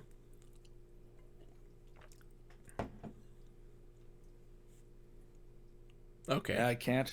All right. Well, we know that's not the answer then. So we'll probably have to call it a night for your sanity, Nick. Mm-hmm. I'm sorry that my stamina has been less than stellar. You don't have the gumption of a young buck like myself. That I used to have. Nick, I had to take, I had to go, let's see, I had to take my youngest to a doctor's appointment, which involved me having to also take my oldest out of school early. They had a half day today, but I had to make them leave like a half an hour early so that I could go to this doctor's appointment. And then afterwards, I took them to the zoo for the rest of the day. And so we walked for 4 hours straight. Like crazy people. I'd be tuckered out, man. I'm ready to go. I didn't even get a nap. I had to get them all ready for bed myself, make dinner. Well, you know about my car. Well, actually, do you? I don't. No, don't save. Don't save. Also, that is hilarious. I accidentally stole a coworker's computer. Yes, you did this, yes. Did I explain how this happened? No. Did you steal their car as well? No. So we were talking, and we were packing up, like and as they do, and he was in my room. Yes. Working from a corner of one of the lab desks that I often will stand at when I don't want to sit at my desk. Yes. And there aren't students in the room. Mm. And I had already packed my computer away, and I was doing something else, and we were still chatting. And then he went and he was looking at something because we were talking about different lessons. And then I went and I was like, oh, I thought I put my computer away, and then just closed his computer and then put it into my bag. And the poor guy had been desperately looking for his computer because I didn't put it in my backpack. I put it into a different bag. Did you message them? I didn't know I had done this. I know, but now that you know this, did you message them? Well, so the reason that what happened was he was looking desperately for this computer because it's a $700 piece of technology that he doesn't want to pay for. Okay. And he went to school police and he was like, okay, so let's look at we got cameras. So on camera, you could see him walking away from it, and then you see me walking up to it, closing it and putting it in her bag. And I'm like, what? Wow, what that's not good. That's not good, Nick. So I mean, he didn't think I stole it intentionally. Because obviously I'm not going to steal a frickin' Lenovo ThinkPad. Nick, think for a second, okay? Shh. It's all right. You're in a safe space right now. We're not broadcasting publicly to a whopping 15 people right now. No. It's just you and me. I did not commit theft. Anyway. Sure? It's all right. You don't have to be ashamed of it. I've stolen lots of things. Many an office has lost a pen because of me. Yes. So, after I managed to clean my turtle's tank and pull out all of the gravel and clean that out. It was your turtles that did it. Oh, I see. It was the turtles that did it. After I did that, I had to drive back to my apartment, grab his computer, then drive back because he lives nearest the school, drive back to the school, which ended up taking me a full hour told, and then drive back home. To go to the grocery store, then to have technical difficulties with your computer, and then start up 15 minutes late with me because you're my friend, and I love you, and you love me. We love each other. Yes. And that's how friendships work. Yes, indeed. Unless, of course, you talk to teenage boys, then that's kinky. No. But if we were both teenage boys, we could say that we loved each other. No. Not if you're teenage boys. Why not? I'm learning that teenage boys often have this thing called toxic masculinity, which makes it difficult for them to relate to other people in non-sexual ways. And whenever something is stated that could even be marginally construed as sexual, they freak out. I was going to say that pretty much everything that we say could be marginally construed as sexual. Or explicitly. But I mean, neither one of us is so uncomfortable in our own skin that... Edgar says, we all know Nick is a thief, but none of us are judging him for it. I'm sorry, a lean and hungry man. I only steal ideas, Edgar. Just ideas. Yeah, all my ideas, Nick. I'm onto you. Just don't be stealing my Infocomics idea, Nick. That's mine. I can neither draw nor write, so you can have it. This is true. All I do is write. I can't draw. So I'm just sitting here. For folks that don't know, my brain is alight at the idea of graphic novelizing Infocom games and adding story to them and making them a little more interesting, like especially Zork games. And yeah, my brain is like, let's just for one day, if I ever find me a nice artist, let's just do Infocomics. Didn't they do that with some so ATM Machine, well, I mean, that's great you ask. We have a podcast where we talk about just that same thing. We're going to be recording our next one, which is the What Do I Do Now books, which is the Caverns of Doom, based on Zork. And Nick, there's a lot of Zork parallels again. That's good. I mean, I appreciated. Are there a lot of child? Is there a lot of child murder? Yeah, it's not as creative as the other two books are with the child murder. That sucks. I liked the guy who like tried to usher them out with a sword and then accidentally hacked them. There is one cool thing that they do, and the rest is not so interesting. ATM Machine. It's called the Literate Pixel Podcast. Yep, we read books based on novelizations of games, and we talk about them. So like the most recent one we did was the Choose Your Own Adventure styled Super Mario Brothers book, Double Trouble. But we've also, our first book was from EverQuest, which was The Rogue's Hour, and has set the bar for the lowest you could possibly achieve. Everything is on a scale of Rogue's Hour to 10. Yep, it's on a scale of Rogue's Hour to 10. And according to John, only one of them might have gone lower than a Rogue's Hour, but I maintain that he's wrong. Which one might have gone lower than a Rogue's Hour with me? Amulet of Power. Oh, yeah. Amulet of Power is lower than a Rogue's Hour. It's because it's boring. Amulet of Power was boring. Rogue's Hour was but fast. Madness. And slow. And poorly written. Oh, but so poorly. It was the greatest train wreck I've ever witnessed in a book format. Indeed. But yeah, check it out. It's really entertaining. The first 4 episodes are us finding our voice, and then it delves into true madness with small audio play segments. Yes, I strongly do not suggest you start with the most recent episode.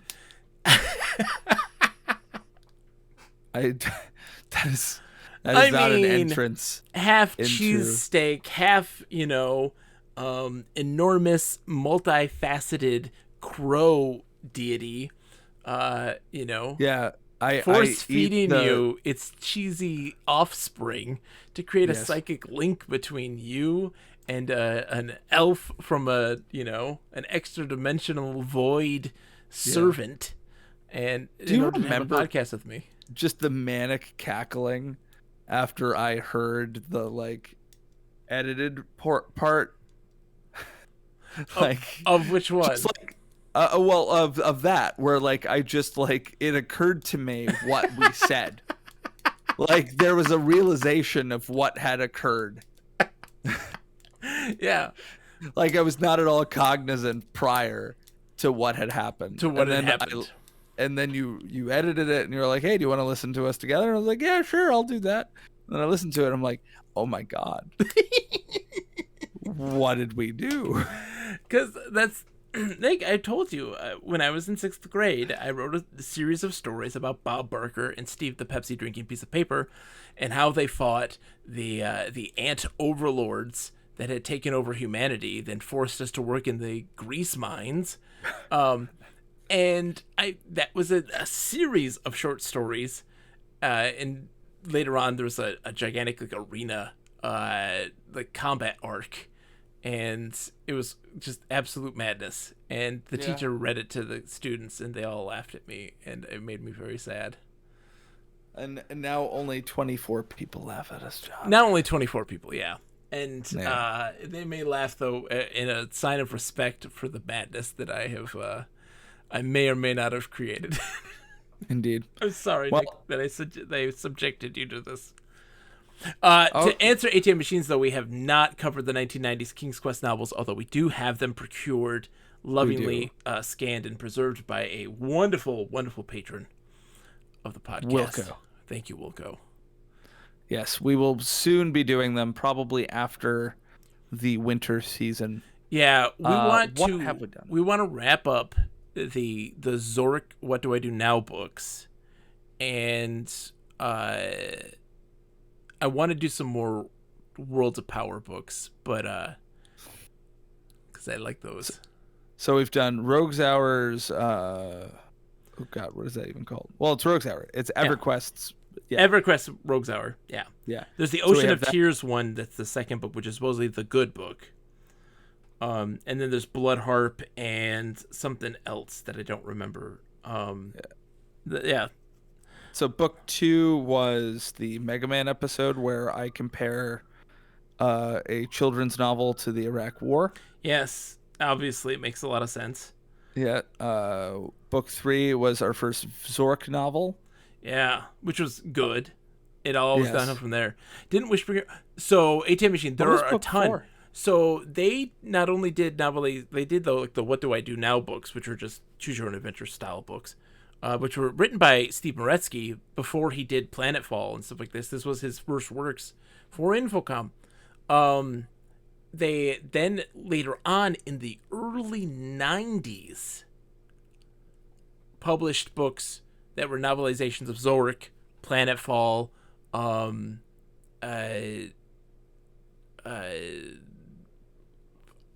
whole bunch of other ones that I can't think off the top of my head.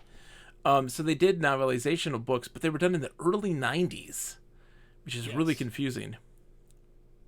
I don't know. So then we did Bases Loaded. Then we did Bases Loaded was great. That was a good one. That was a good one. I like that one. What was after Bases Loaded? I'll Was tell that you. Amulet of Power? No. Hold on, I'll tell you. So we did Rogue's Hour, Mega Man It was 2, Amulet of Power. Forces of Krill, Bases Loaded 2, Amulet of Power, the Tomb Raider book, the first Tomb Raider book, which was boring.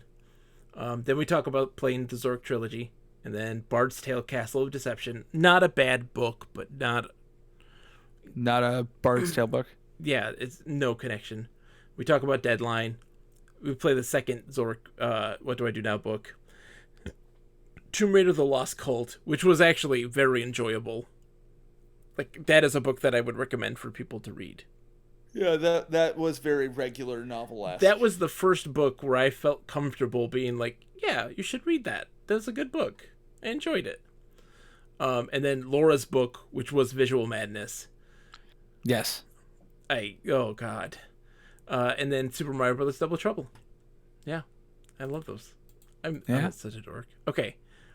Let's go find somebody to raid. We're gonna go raid Retro Oji-san. He is playing Death Knights of Kryn, the AT&T DOS games, the SSI stuff, which is fantastic. I'll be back tomorrow night. Do not want to miss 9 p.m. Eastern Standard Time. We will be going into degenerative baseball gambling. Super Baseball 1000 has been sitting on the back burner for some time, but the package has arrived and it is time to get into it. It's my pleasure, Hash. Thank you, Trash Boy. ATM Machine says, I was doing some Googling recently and stumbled on the fact that one of Steve Moretsky's 1980s Zork books has a messenger nymph before Loom. Ooh, interesting. All right, let's go raid Retro Oji-san.